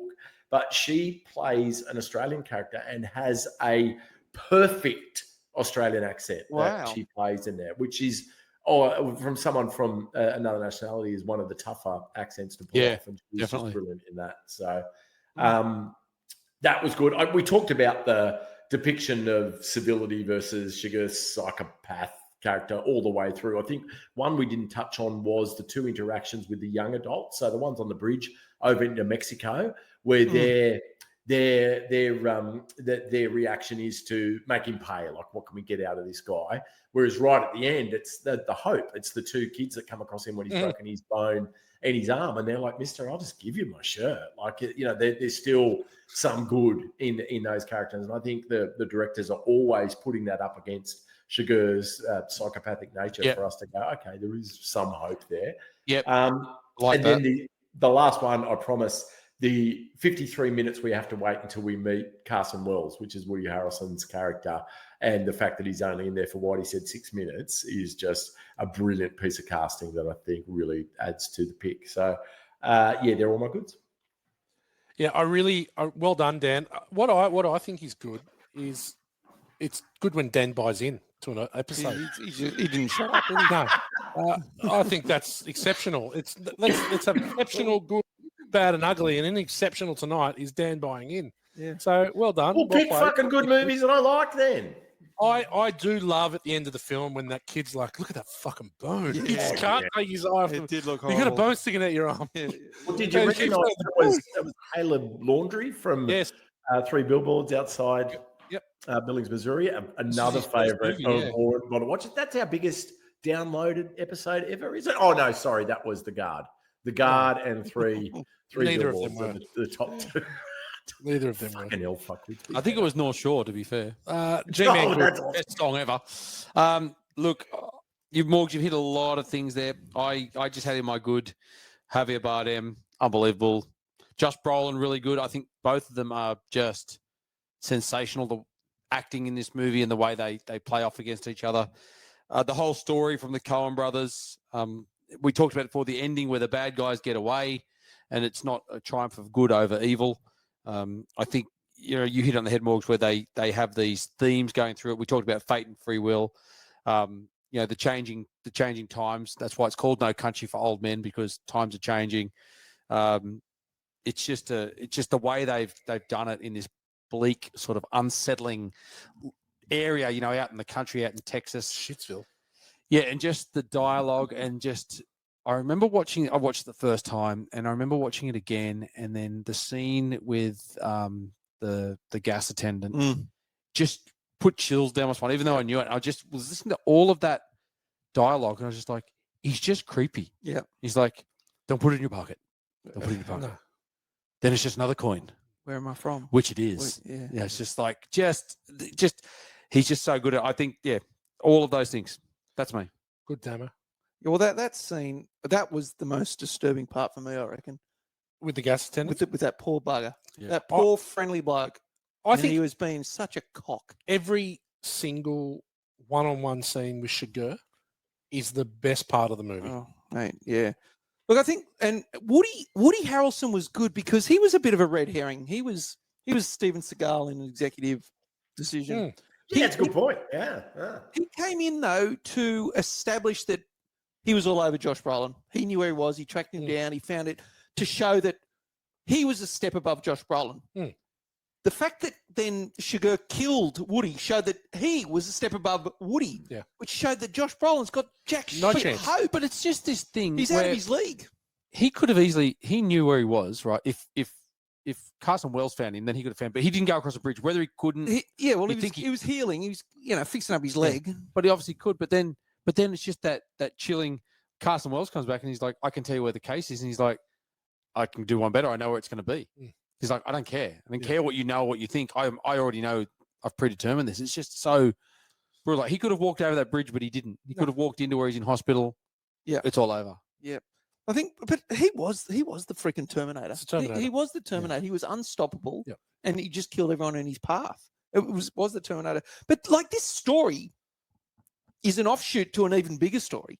Like the movie of the Mexican gang shootout drug deal. That, that would have been an even bigger freaking story. Yeah. This is just one little branch that's come off from it. Yeah. So, but yeah, they're my goods. All right. Oh, and the lady in the trailer park. Oh, she's great. Yeah. She was tough. Yeah. But, Yeah, but Did you go to his van? Mate, she just standing, but she wasn't intimidated. It Yeah. was I like, know, Not but taking I any was shit. just going to bring this up. You're watching her and you're like, oh, don't do it, lady. She- You're going to die. You're going to die. You're going to die. You're going to she die. was like, no. Yeah, she's still a ground. She doesn't know who he's Yeah, a psycho. exactly. But he's just thinking he's just going to go pop and just walk I out, know. right? Like, Okay, for good, I've got everything. Yeah. I think that on Born to Watch here, we do a very eclectic mix of movies, right? Mm-hmm. Some that were loved from our youth, and we did June last week from 2021, and now we've done this from 2007. Not often do we go, every single person in the movie is excellent. But you cannot fault any performance. Oh no. Even the guy with the chickens, right? Yeah. Even the guys that are on screen for 90 seconds, you can't go, or that guy was terrible, or that guy did this, or that guy did that. They all play, they're all excellent, right? The main cast, like Kelly MacDonald, Tommy Lee Jones, Brolin, and Bardem, flawless. Yeah. They are 4 people at the absolute top of their game. Right? And So how does we talked about it a couple of weeks ago about the casting process, and we went in depth about their role. Who would have thought to pick Kelly MacDonald as a Midwestern Southern wife of Llewellyn Moss when there would have been 200,000 American actresses you could have chosen to play the part, and it is just such a masterstroke. Like, wow. It's crazy. It's so crazy. I love, we've talked about it, but the start, it's so peaceful, the start. Yeah. You've got the landscape establishing shots, then you've got him walking to the police car with him in cuffs, and then discussion, then the most heinous crime in the movie. Right? Yeah. And that is saying, I think what it's saying to you, okay, you're going to get a bit of this, but you're going to get a bit of that. Yeah. And so in the first 4 minutes, establishes how the whole movie goes, because there are periods of time in this film where it feels like nothing's happening, although it is happening. And then it is snap, Chigurh, snap, Chigurh, snap, Chigurh. And it's just incredible. We've talked about lack of score. You don't see a dog get shot every day.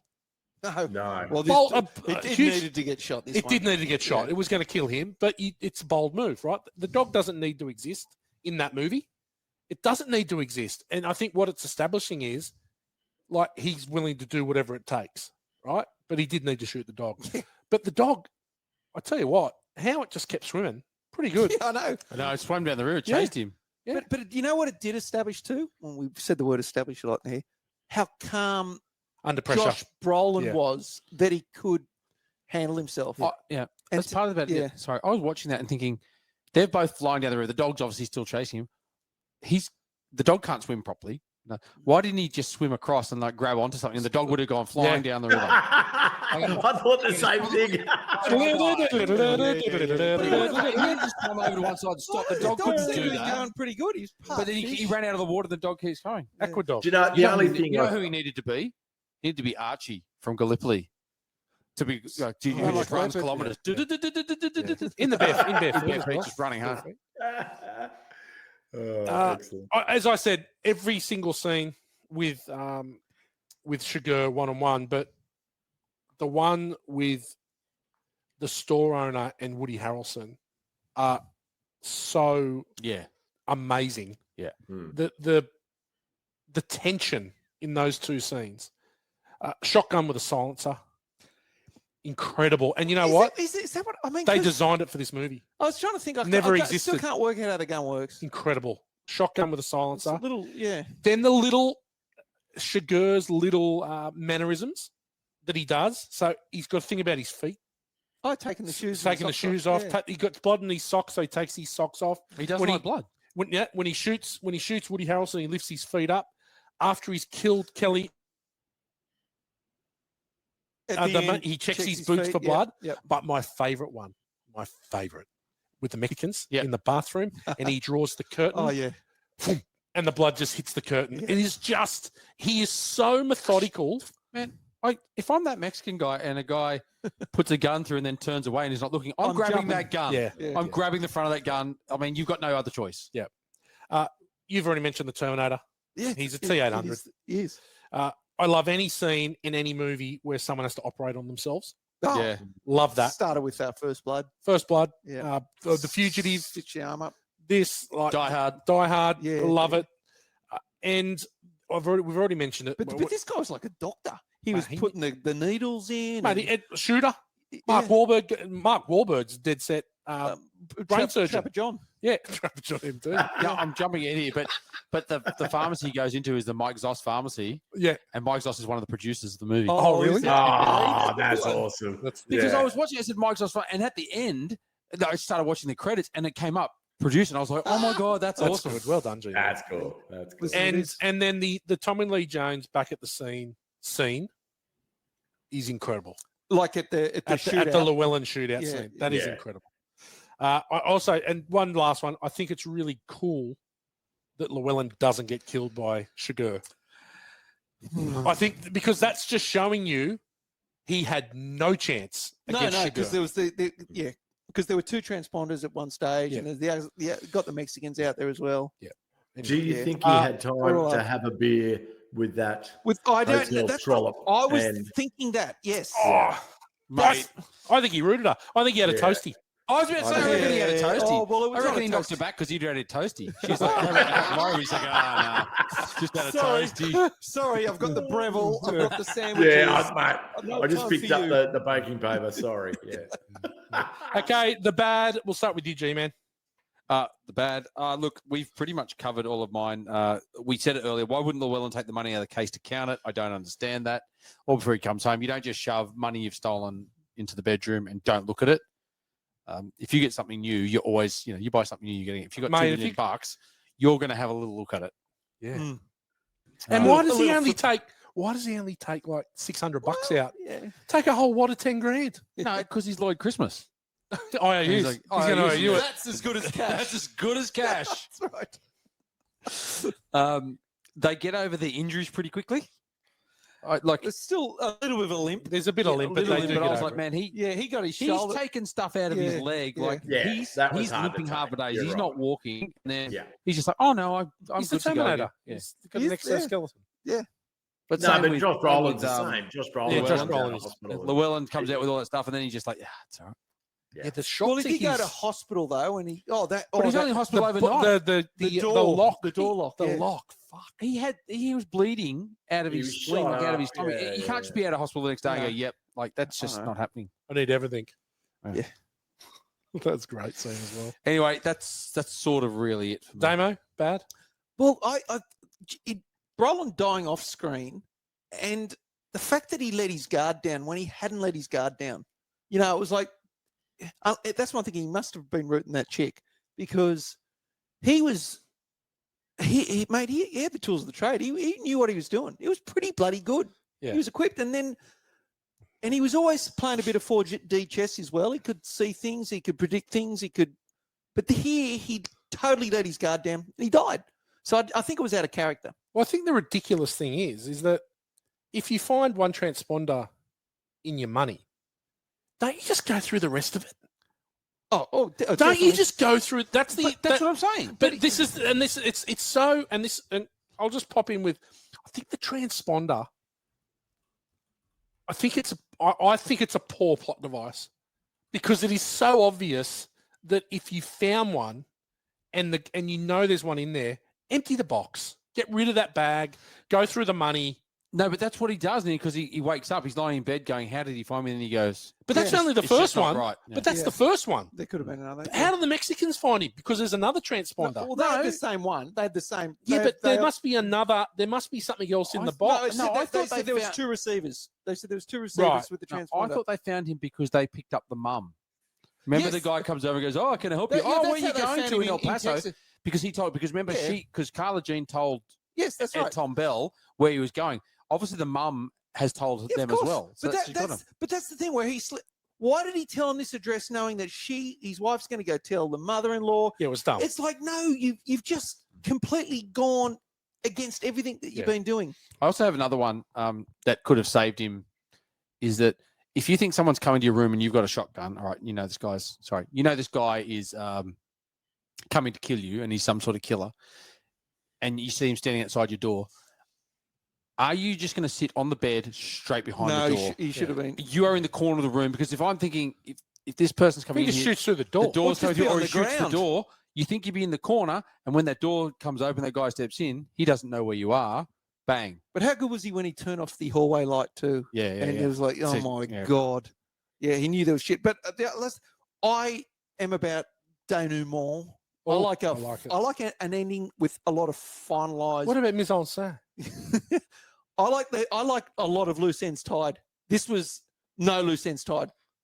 Tommy Lee Jones just retires, and I love that. Bob Sugar just walks off. I like But it. It's different, but I do like when things are tied. I love things tied and finalized. But I think, as I said, I think But that that's personal I preference. know that. But in Yeah. reality, sometimes there's no resolution. And I think what this is saying is that sometimes evil wins. They You know gave what? him a car crash and a broken bone to go. Oh yeah, he's copped a bit there. You know what? Sometimes when you win, you really lose. Oh, don't. Thank you. Stop it. That's it. Sometimes when you lose, You really win. you really And win. sometimes when you win, you really drew. And she can get fucked. Mm. Daniel, bad. Let's just close off the off-screen death though of Llewellyn. I think that was amazing in that the Coens were just manipulating us. We talked a bit about before about how there's no real protagonist. We thought Llewellyn was our protagonist, and then he's not important enough for a denouement, for a massive boss battle. The fact is that this is no country for old men. Like shit things happen, and that was one of them. And he just died, and he didn't even get a chance to Totally clash with unpredictable. Chigurh. So I think that was the whole point, and I think really interesting and a great choice by the filmmakers. But as far as actual bads go, very few. I'm with Whitey. I think every scene I was going through them amazingly, down to even looking at the coverage in some of the scenes. You guys mentioned the service station scene, and if you look at that, that's just 2 shots. That's just framed on the service station attendant and then on Chigurh. Like there's maybe one cutaway to his fingers where he shows the coin. But other than that, it's one shot, one shot, one shot, one shot, one shot. And it just holds us there in that tension and it just amazing restraint in filmmaking. Yeah, super silent. And so I think that's amazing. But sorry, back to bad. He very, very picky, but when he is out on the range, G, at the start where you pointed out, and he's shooting the deer, that just looks like someone's done that in fucking Microsoft Paint. The deer, really, really bad CGI. No one's, I don't know why, but those deers look fucking awful. And then, G, this one's for you. I thought that it was an incredibly unfair and untrue depiction of life in a trailer park for where Llewellyn and Kelly. So, I knew you'd bring it up. As we know, and from the travels, Gow and I went on our travels about 10 years prior to this film being made. And Gow, we had amazing times. And Gow spent a lot of time in a trailer park. And I've got to say, those trailers are a lot nicer than the one that Llewellyn was living in, and Gow used to root in them. And he said, by all accounts, that they were good to root in, really good to root in. And he didn't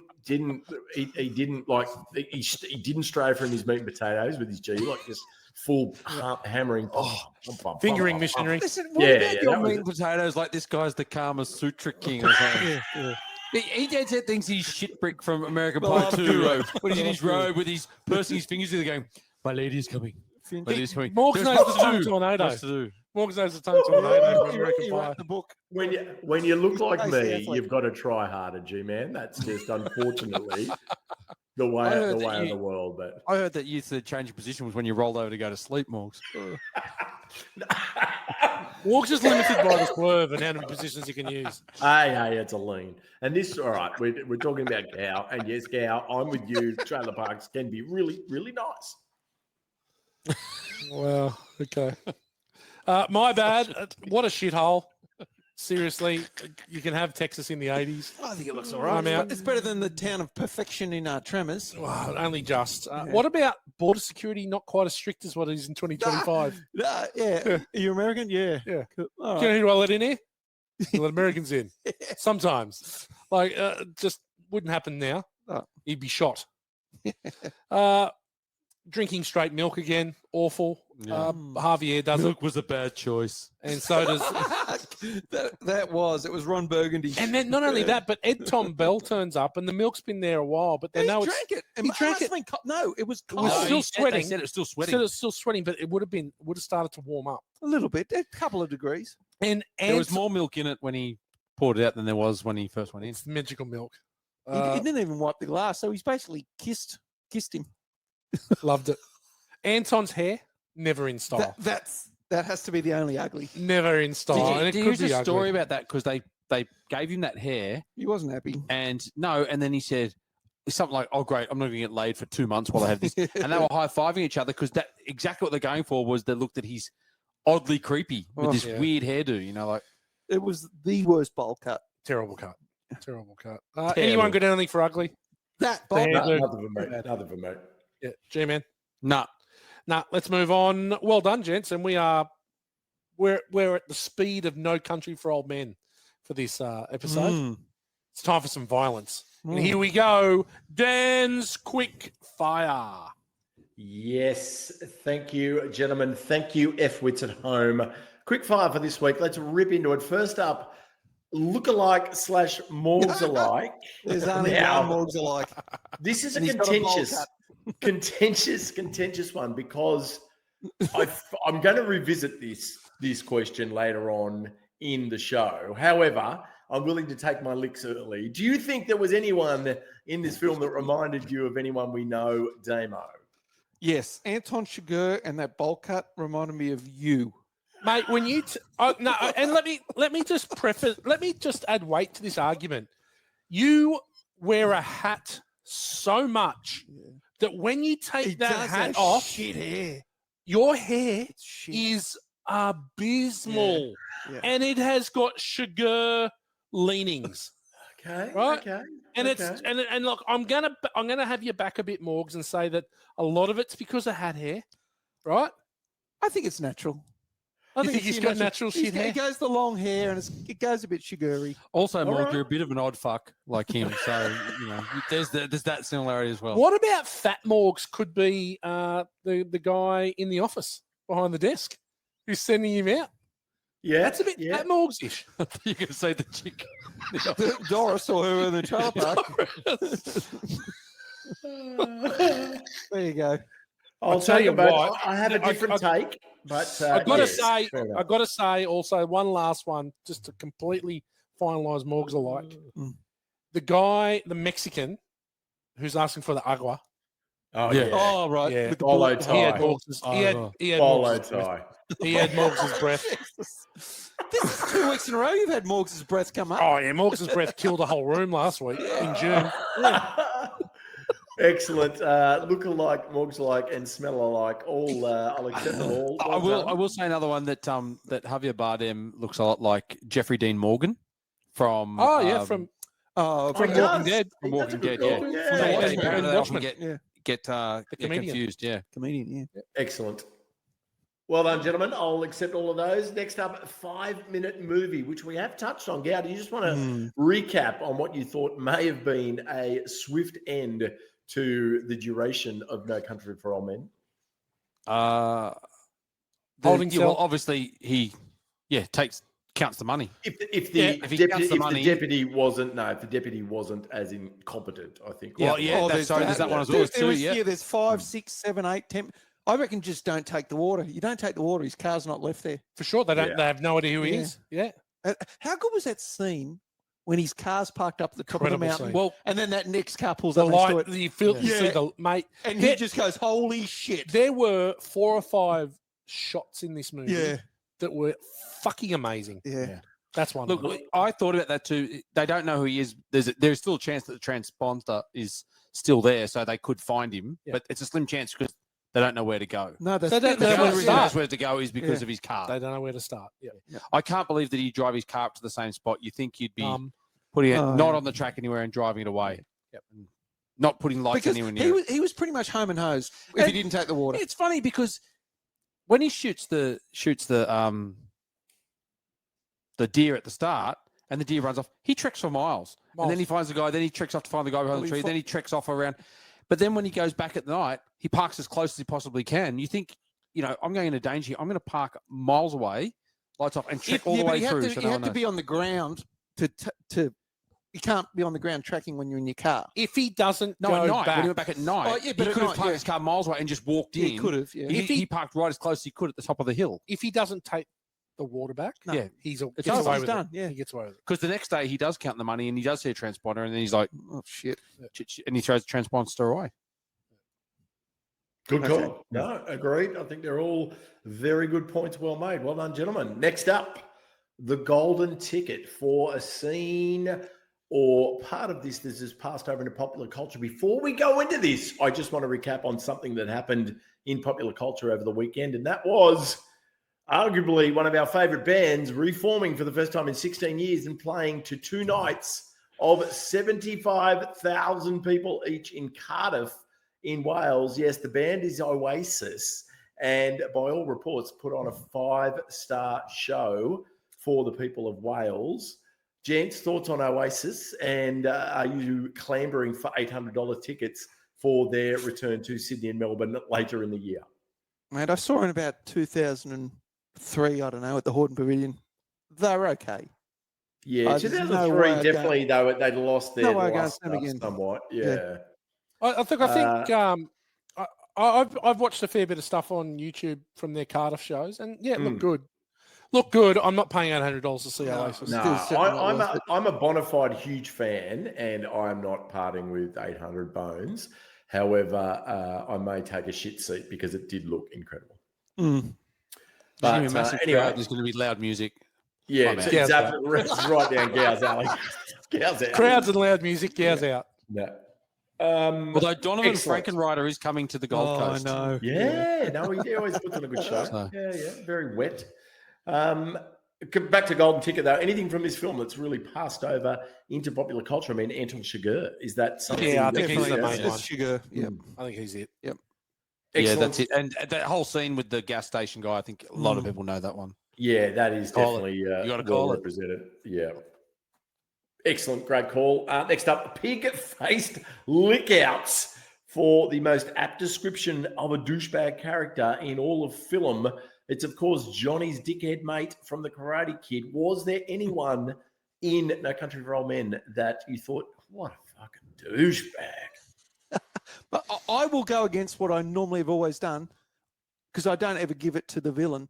But he was a douchebag. Like he was just such. There was a no dickhead. I redeeming thought- qualities I whatsoever. thought, but besides the fact that you're the villain, which I always go, there's your past, you can't be the dick. He was a dickhead. Like with the coin toss, just an asshole. But is it better to have some warped sense of No, morals rather than no morals at He all? was just a Yeah, douchebag, I though. like it. He had douchebag tendencies. You can be a serial killer and you can be a cold-hearted asshole like that, but just in day-to-day, you're an absolute knob. He's mine. But no, I think Whitey's point's fair. Like he did have his Yes. own moral compass, and it was, I've taken this gig on, and I will destroy everything in order to get to where I'm going, including following up Carla Jean after poor old Llewellyn's dead. Oh yeah, No need to weeks kill ago. her. That was spiteful. Yeah. That was just no. He basically set himself his target, wasn't it? Yeah, No, well, he said he's he'd going made to do it. yeah, It's I his have- principle. He'd made a principle, deal. It's yeah, part yeah. of his morals. He had his his chance. He had his Yeah. chance. I told him, and then no, he made the deal. That's his fate. That's the way Yeah. he determines things. You know, like And she just buried her mum that day too. Yeah, I couldn't find anyone that was. There's no one extremely else. Yeah. Oh, her mum was pretty fucking annoying, but I She Oh, was actually, and she God, her gave mum away. was- Like, I've been you saying idiot. this, been saying this for 7 years. You're like, I why got the would cancer. why would No Llewellyn tell good. her or get this mum involved, knowing anything? Nah, just leave your mum. That's She's a, you just totally let your guard down there. Yeah, excellent. All right, I will accept that. Next up, Steven Seagal running for a particularly poor showing of athletic prowess in the film. Nothing really stood out for me. I thought that all of the action sequences were excellent. It didn't feel like we were removed from them with a shitty pretty good. stuntman or anything in there. I thought all great. Gee, anything that you saw that you didn't like? No, I didn't think anything really comes out that was bad. There was nothing out of that. nah, nothing. No, excellent, good stuff. Robot sentries for our favourite aliens, and the director's cut when we learn a bit more about the fate of the Space Marines when the sick robot sentries are deployed in and around the space station in order to protect them, and all we find out is there are shit tons of aliens bearing down on them from everywhere. Did you guys want to know any more about No Country for Old Men in a hypothetical director's cut that would tell us a little bit more? Damo. Maybe just the off-screen death of Brolin. What led up to that? What happened? Why did you let your guard down? What were you doing? Were you asleep? What were you rooting? What were you doing?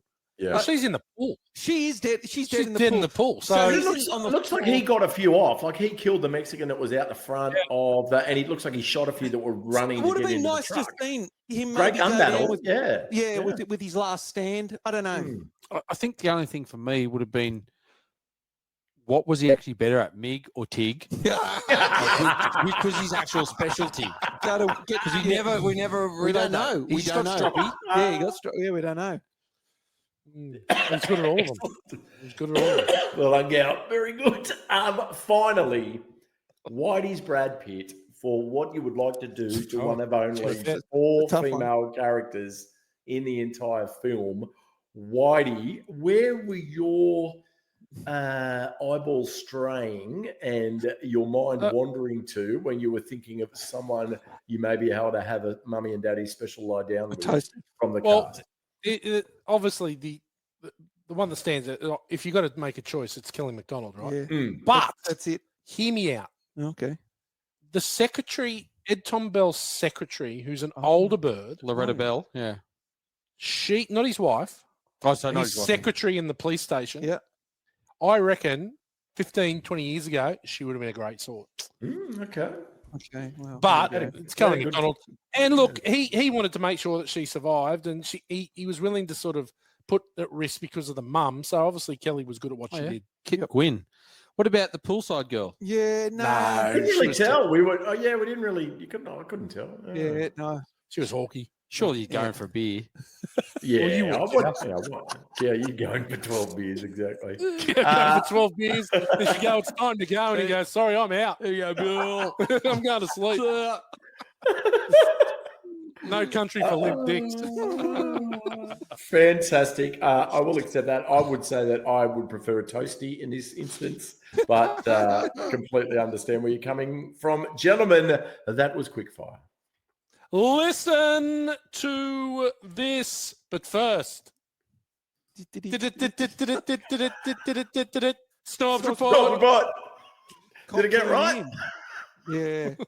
Look, it as a Snorbs reporter, I had to really go deep to You usually do. undercover to get a story here, and I did find one. So Kelly MacDonald, our Scottish friend who plays the Middle America or Midwest Carla Jean American. Mars. Yeah, so she's in the TV show Boardwalk Empire. Yeah. You know what? She's a bit of a serial Snorbs offender. Really? Absolutely, yeah.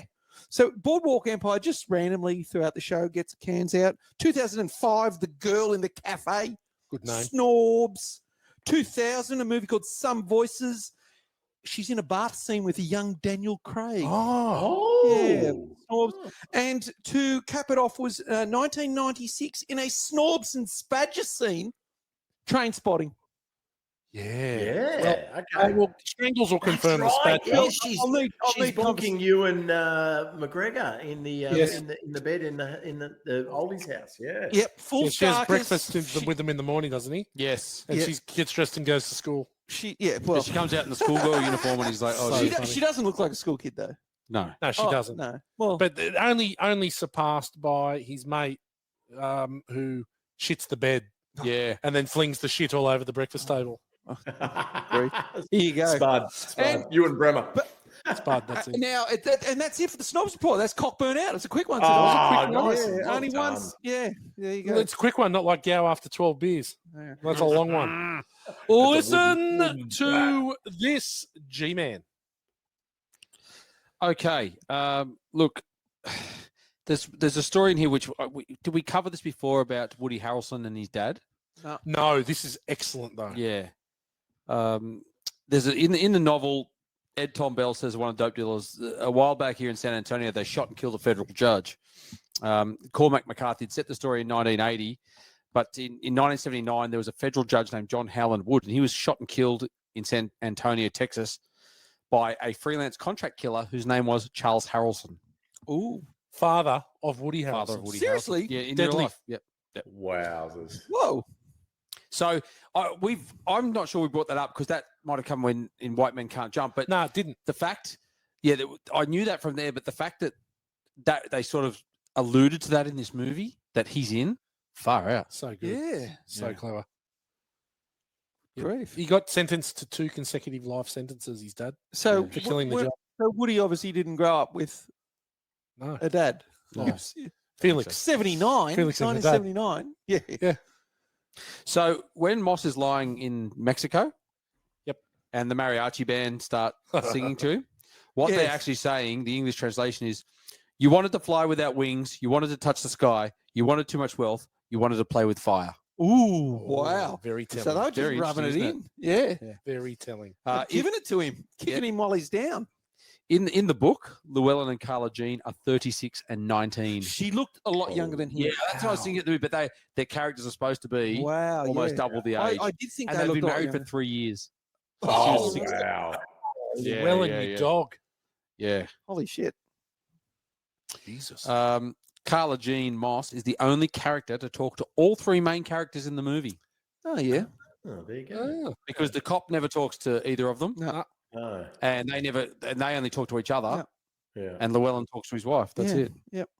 All right. I want everyone to give me an idea on body count. Morgs, let's hit you up. Ooh. Body 22. count. Whitey might not know this. no, I don't. I didn't look it up. Yeah, I don't know. Morgs, what did you say? 22. I don't reckon it's that much. Hang What on. do you reckon, Damo? I reckon it's about 12. Whitey? 17. I'm going to go with the fact that Morgs looked this up because it's actually 22. Oh, no, that was completely arsey. I had no idea. Well done, mate. Oh, I suppose there's the two blokes Well, right at the there's about beginning. 8. Well, there's There'd the- be Oh, 8. the Well, office. there's all the guys at the start that get killed in the desert. 20, it was Oh, 22 yeah. on the knocker. 22 There was on the 22 knocker. on the knocker. There was 4 in the bloody motel Yeah. room. Do they count the dog? Does the dog get counted? I don't think Mm. so. And do they count Carla Jean Moss? Yes, they'd have to count They'd have her. to count it. She's dead. Yeah, Well, she was dead. But we don't know for a fact. Oh, no, we She is know dead. she's dead. She's dead. He looks at Check- his shoes, checks I the know blood. he's She's choosing dead. that's a giveaway, but we don't physically ever see it. No. So Yeah. can you count that? But his basically motto is if you see me, you're dead. yeah. So she's seen him. She's dead. That's what I think. Counted. Anything else, G? No, apart from the Mike Zoss pharmacy. Damo? That's it. Daniel? Yeah, 2 things. Heath Ledger was considered for the role of Llewellyn. That was actually their first choice, but he turned it down, said he couldn't be fucked. So good on him. Wow. And the audition tape for Josh Brolin was actually filmed by mates of his, couple of young guys making their way in Hollywood by the names of Quentin Tarantino and Robert Rodriguez. And apparently, when the Coen Brothers saw the audition tape, they didn't really. It wasn't the fact that it was Josh Brolin acting the shit out of it on the screen that took them. They were like, "Who lit that?" They thought it was just awesome the way that it had been shot. So He that was on the set of Grindhouse. Yeah. And he said, I really want to go for this part, work with the Coen Brothers. And he talked to them and said, can you help me? And they were like, yeah. So they made Oh, right. they did Very the whole cool. thing for him. Very cool. awesome. Okay, according to a January 2018 article in Business Insider, a group of psychiatrists studied 400 movies and identified 126 psychopathic characters. Javier Bardem's portrayal of Anton Chigurh is the most clinically accurate portrayal of a psychopath. Yep. That's a bit No frightening. emotion. A bit frightening. Yeah. Penelope Cruz must be frightened every time she goes to bed. Pretty. Yeah. So while on location in Marfa, Texas, the movie There Will Be Blood was shooting nearby. Oh, right. One day, filming a wide shot of landscape, the Coens had to halt shooting because there was a huge dark cloud of smoke. And Paul Thomas Anderson was testing the pyrotechnics of an oil derrick set ablaze. So the Coens resumed filming the next day when the smoke finally dissipated.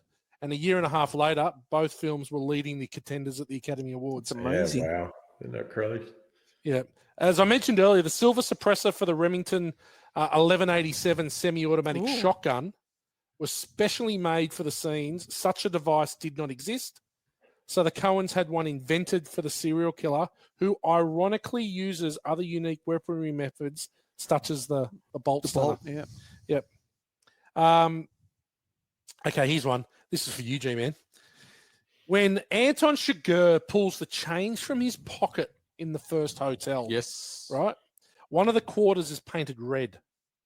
This was a common feature at pinball and video arcades in the late 70s and early 80s. It allowed the arcade operators to identify non-revenue quarters given out to customers when a regular quarter was eaten by the machine. No way. Yeah. So they could tell how many lost coins they had in the machines if the machine was starting to eat money, not give credits for it. Right. Yeah. So there you go. Quotables. Anyone got anything? All my quotes are in the trailer. Yeah, To be honest. to me, there's not a lot of just quotables. A lot of it's the dialogue. Yeah. Like the dialogue, the whole thing with Carson Wells and Anton Chigurh, the whole thing with him and the gas station attendant. There's not a lot of one-liners. Yeah. Look, there's a couple that Ed Tom Bell says. About what's the one about the sure is trouble here or whatever. Oh, it is. mate, it's the if it ain't, it'll do to the mouse gets here. Yeah, I think that's incredible line. But the whole one with Carson Wells, just the one line was like, "Do you have any idea how crazy you are? You mean the nature of this conversation? I mean the nature of you." Yeah. I like Carson Wells. When Josh Brolin did say to him, "How would you describe him?" He said, "He doesn't have a sense of humor." Yeah. Like the most biggest understatement ever. And the other one was when he said, "Can you validate my parking ticket?" Yeah, that was funny. He's trying to be funny. It's a joke. It was pretty funny. Like he's just, It was hitman, good. go do this, That this, was this. good. Mate, validate my parking ticket. Yeah. Yep. Dan, you got anything? I really like the nervous accountant and Chigurh's exchange, yeah. but pretty much just the end. Did you? Are you going to shoot me? That depends. Do you see me? Just using that line every time. That's a no. I would have said I'm blind. Yeah, No, who is this? I can't Yeah, see yeah. anything. Sorry, is there someone here? There's a really cool back and forth when Ed Tom Bell is putting the horse into the float to go and check out the scene with him and his wife. And Loretta says, "Be careful. Yeah. I always am. Don't get hurt. I never do. Don't hurt no one." Well, if you say so. Yeah. Yeah, Just very good. so dry.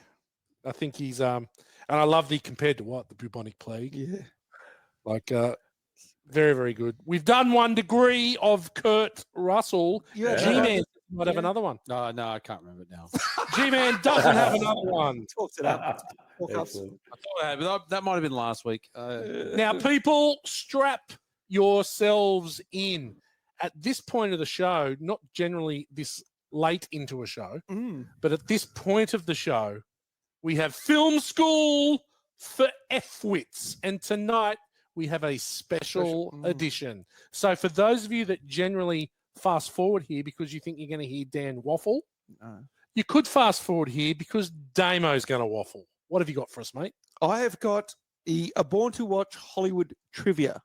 Oh, okay. Now- Explain. Well, I'm going to ask you guys a bunch of questions, And if you've been paying attention to Born to Watch, you probably may know the answers. So it's about Born to Watch. No, it's about Hollywood, but Right. through Born to Watch eyes. Right. Now, the winner will receive an all-expenses-paid trip to Zegama Beach. Oh, The three of us have just been. You've all just been there. Where's You- Zegama Beach? Oh, where's Zegama Beach? As if he hasn't been there. mate. It's in Starship Troopers.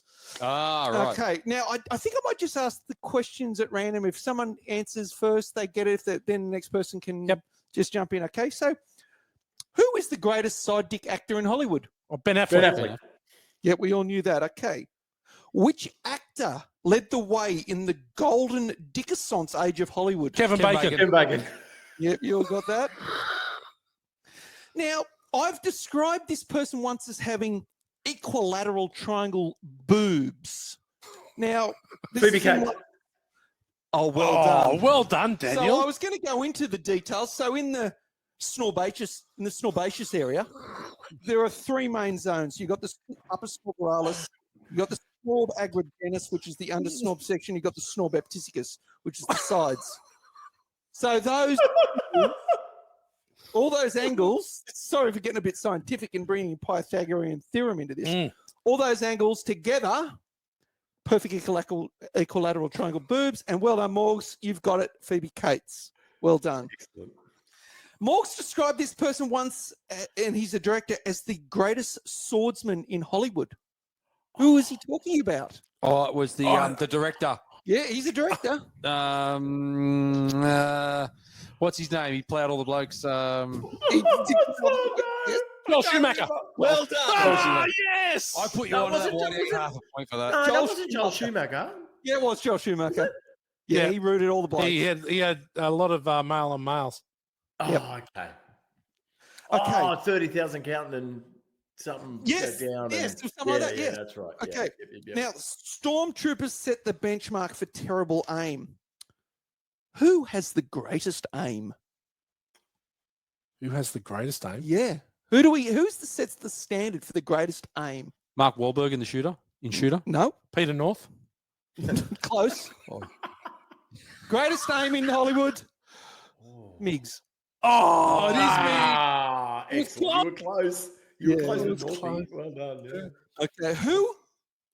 Who would I describe as the ultra marathon runner of Snorbs in movies?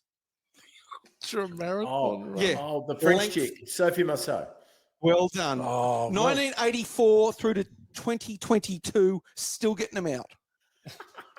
Who on the set of The Princess Bride did a 20-second fart? Andre the Giant. Andre the Giant.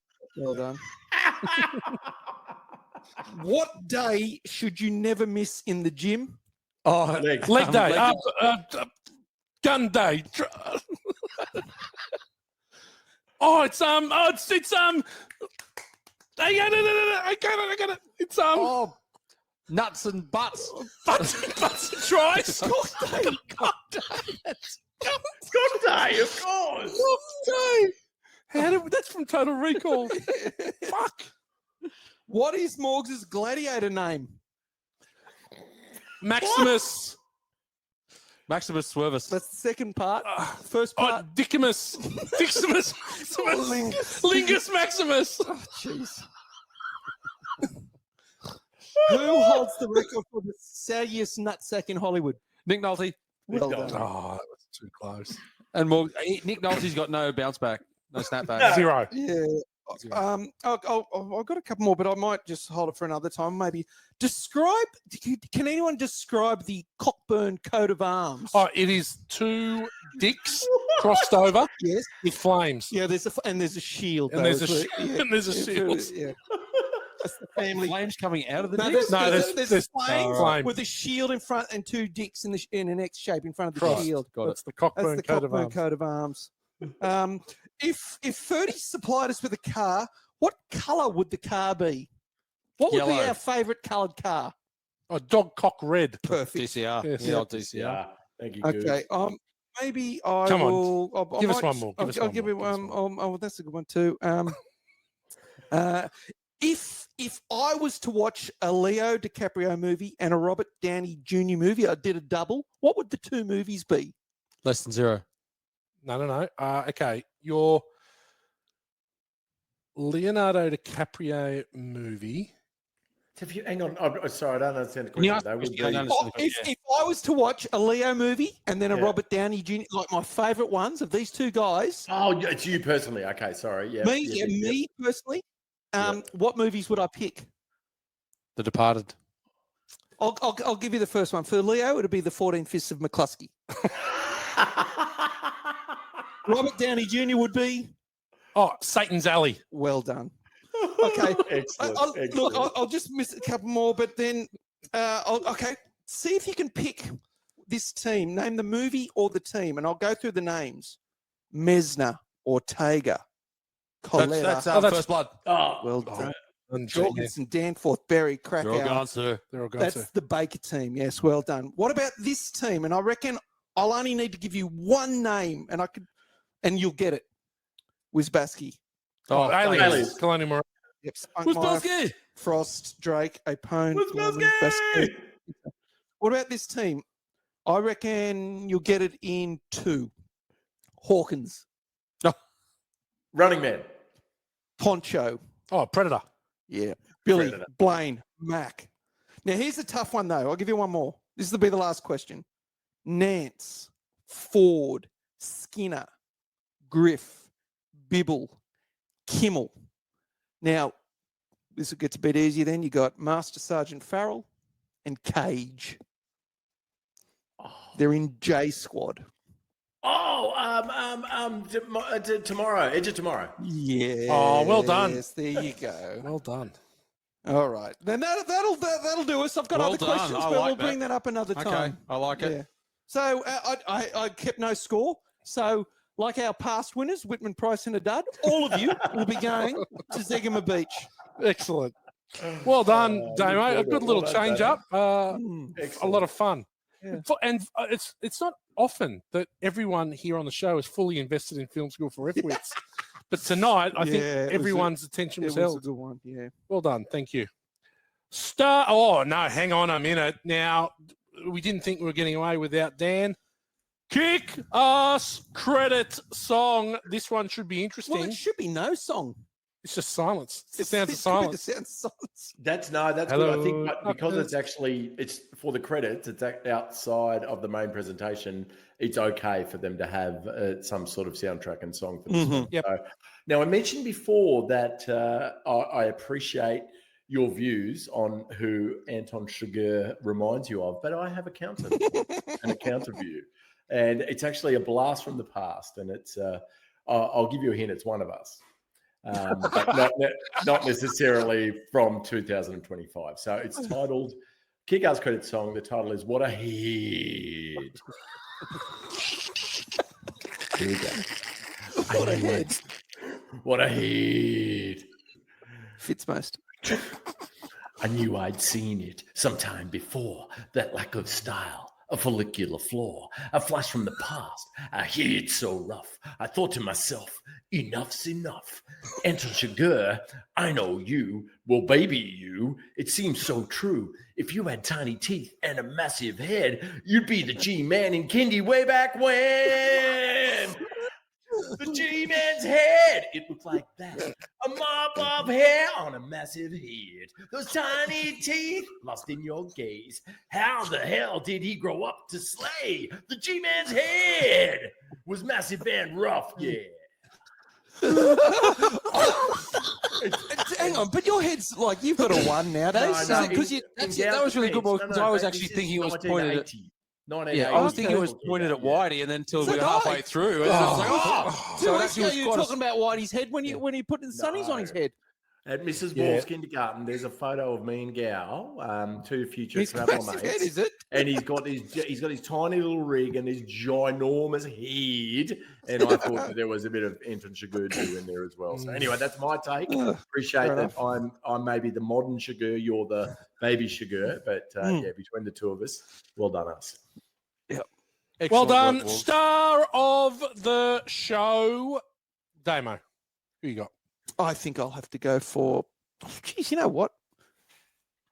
Man, I really like Josh Brolin as well, but I think you have to go for Javier Bardem. Okay. Yep. G-Man. Look, obviously Javier Bardem is the standard. I'm going to go with the Coen Brothers just because Damo already ran. I would have taken Javier Bardem, but everyone will. I think the Coen Brothers, just the whole story, the way they put it together, the writing, everything. Obviously, the actors didn't have to do it, but I'll give it to them. Daniel. Yeah, I'm with Gao. So the Writers Guild actually changed the way that these guys were allowed to be recognised in the film. So they're usually pretty strict about who's the director. So you're not allowed to have co-director credits, or you weren't allowed to have it in previously. But they've since relaxed that a little bit. But if you look at the credits, it's written, directed, and produced by Joel and Ethan Coen. So despite the fact that on all their movies they co-direct and they flit in between roles, it was all about them taking on those major roles with this film, and I think they hit it out of the park. They do so many different genres. They're just excellent, and this is a worthy winner of the Academy Award and definitely a top 100 film of the 21st century. So well done, Coens. You could give it to anyone involved here. If we're going to take someone different, I'm going to go with Tommy Lee Jones. Javier Bardem is by far the outstanding performance, deserved to win the Academy Award, but Damo's already said him, so I'm going to cover off Tommy Lee. Thought he was just so fucking good. He was, yeah. Like, he's got his own style. He's a so unique good. acting style. So good. You feel every scene he's in. He's powerful. There's dread. There's fear. He's smart too. He's so good. Well done. The Rank Bank. Now, this one wasn't that easy. Bowl cuts. No. Friendos. Friendos, I like that. Hey, friendo. Shotgun silencers. Transponders. Life and death coin tosses. Ooh. Awful hairdos. Ed Tom Bells. Anything? No. Aguas. Aguas? Agua. Need agua. Water. Anything, Damo? You got bowl cuts? I think, yeah, I bulk. Devil's bowl cut. What's the validated parking? Validated parking? I've validated parking tickets. Yeah. I'm not too fast. Let's go with that. Okay, let's go with validated parking tickets. That means that when we bring this up the next time around, no one will have any idea what we're talking about. That makes it more fun. It's a game within the game. Yeah, absolutely. Let me just type this in and then we'll put this over to Gear.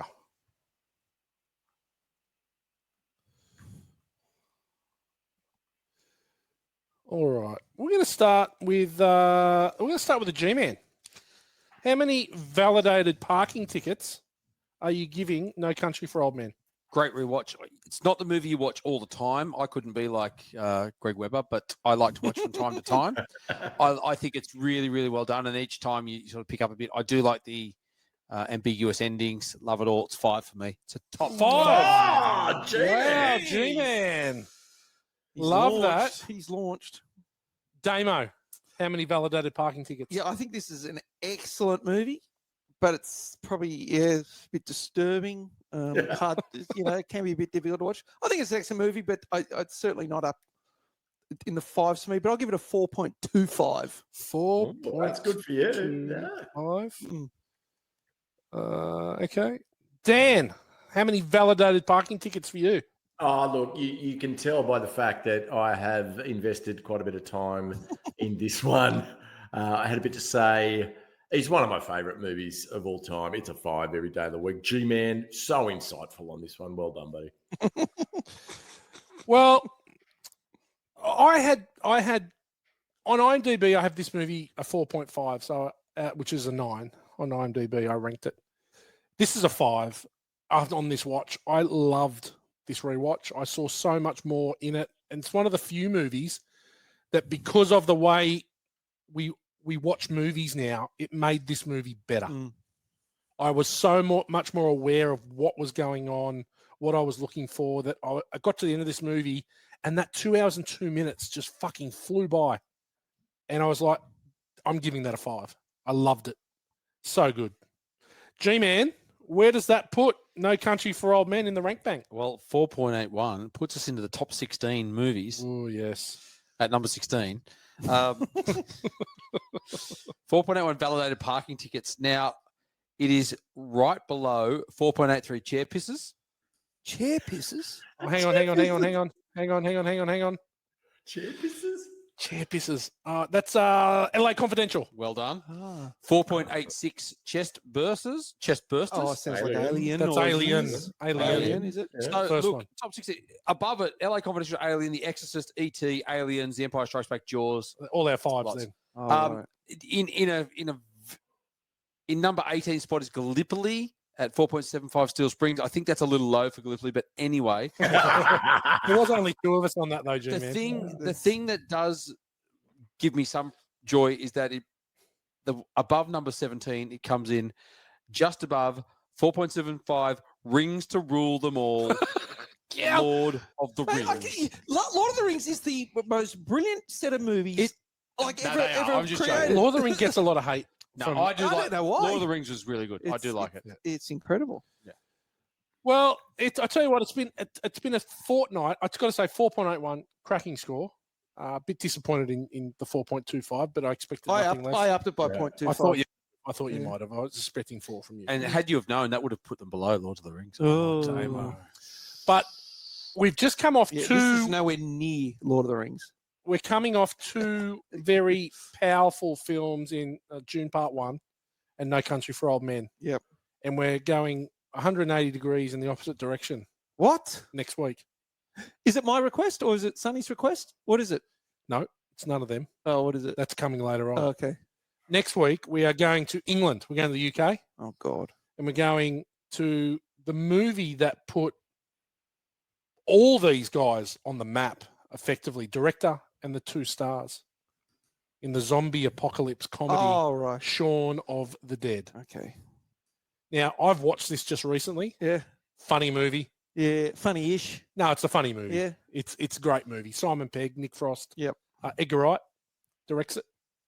Cracker. Should be a lot of fun. There's a lot to pick apart in it as well. Yeah. Which is going to be even more fun. It's good. I've watched it once, I think.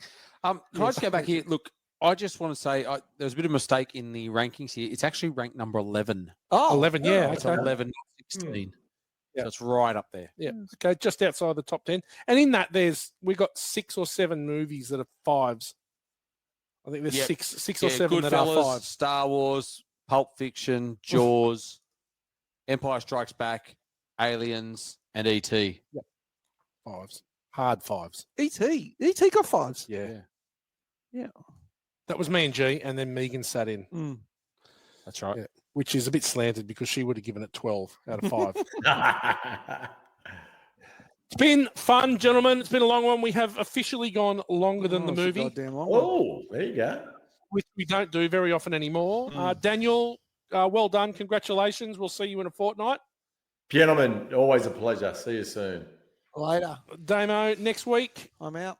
I'm in. you're in. I'm in. Shaun of the G-Man Dead. next week is in before taking a sabbatical. Yep. In then out. And it's Shaun of the Dead, the first of the Cornetto trilogy. Oh. Until next week, do your homework. Bye for now.